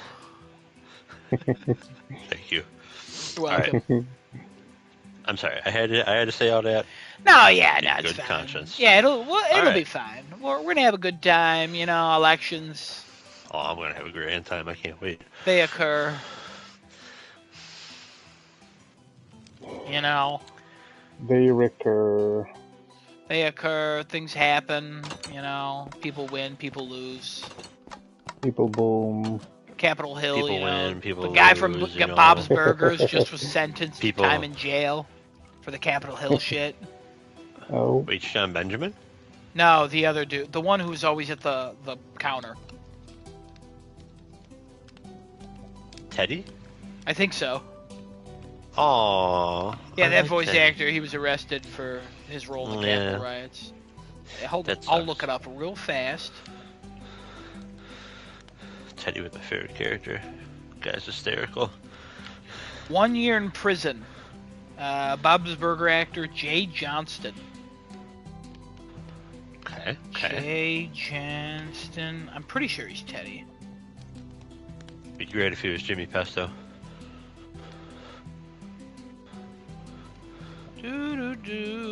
Oh, he's on the Man Show. Who could have saw that coming?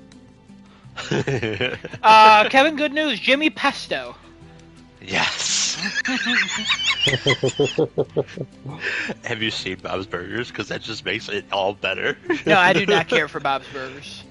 Jimmy Pesto would be the kind, like the Jimmy Pesto character would be one to join the Yeah, insurrection. yeah, it was. It was him. So, That's fantastic. I love it. 1 year in jail Good. I hate for that fucking guy. being there. So, Oh, that's funny as shit. Oh my god. Oh, I hurt myself. I hurt myself laughing, guys. My eye. Oh no. Oh no. Oh. well, all right. I'll wrap it up here. Tune in next week. I'll probably finish Terminator Zero. We'll talk about that. I'll probably start up. I'll definitely start up Horizon Zero Dawn Remastered. Maybe let's go. $10, October 31st. Oh. Everybody have a happy Halloween. I'll talk about my Halloween costume I'm doing at work this year. I'll probably have a picture and stuff. It's video game related. I think everyone will like it. Genesis might not. We'll see. Oh. So yeah, it'll be It's pretty a good. picture of the picture of Microsoft on fire. No. It's, I don't know if everybody remembers what I was last year, but we Well. were that one girl I work Yes. with. We were the The twins from The Shining. Shining. Yeah.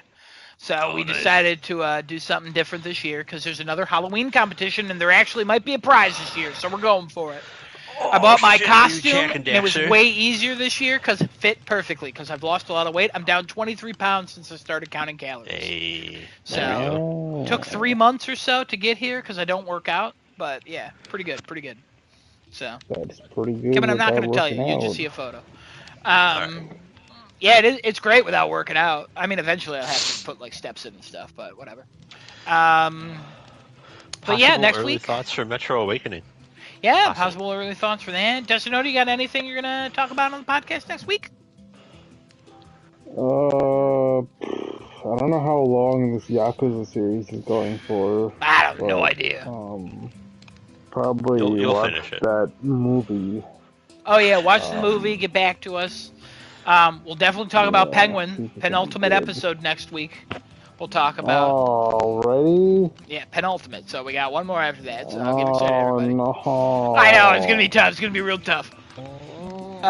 But yeah, next week should be He's fun. gonna cry. Genesis will probably have adventures about his time in Yeehaw Town, and yeah, we'll have some thoughts to share. Join us for the election, that AI conversation Kevin has. Destinote, submit your map by Thursday, and Wait, What if I just Genesis. copy what pops up on the URL? What? What if I just copy what pops up on the page? that's literally You're not Kevin's gonna win. or mine. Yeah. Oh. You want to So copy you- somebody because yeah. one of the tiebreakers is whoever sent it first. So you Oh. have to make a slight adjustment. Yeah, anything, literally anything. Change one state if you want. You know what I mean? But yeah, that's Crafting Chat. This was episode 225. You know, we're getting pretty high up there. Honestly, it might be higher, it might be less. No idea. I lost count at some point. So did Genesis, and we don't care to look. But yeah, we've been doing this for like 4 years, 5 years, 4 years, 4 years. I know, how crazy is that? Crazy, Happy absolutely birthday. crazy. No, it was in July. It was our birthday of this. Like, it's not. Calm down, Kevin. Calm down. Guys, happy birthday. Also, when are we playing Phasmophobia? We're waiting for Genesis to come back. Right. So thought when you he were So comes maybe we'll back, talk about that Kevin. too. Huh? I have been convinced by the fact that it is a VR compatible game, and in multiplayer, when you're playing co-op with people, the game doesn't give a shit how you control it. So I can play VR while everybody else is playing pleb version. Oh no. a pleb version, interesting. Okay, all right. This guy went from I'm not playing that shitty game to you're the other people who are playing are plebs. All right. Can't wait for this. Can't wait for 2 weeks from now when he's like, "Ooh, the patches to the game suck. I'm never playing again." Meanwhile, Genesis and I are like level 58. You know what I mean? Fucking Helldivers 3. Here we go. I'm just kidding. But yeah, join us next week for just a fucking pack show. You know, maybe more game It's gonna news be will packed. happen. Maybe Genesis will come back and he'll love Ubisoft. Probably not. We missed you, Genesis. If you're listening and you got this far, you haven't, but we love you. Except Destinote. He says he hated you. We He said it do? before we started this episode. Oh, He knows wow. It doesn't make any sense. Don't think about that. He didn't get this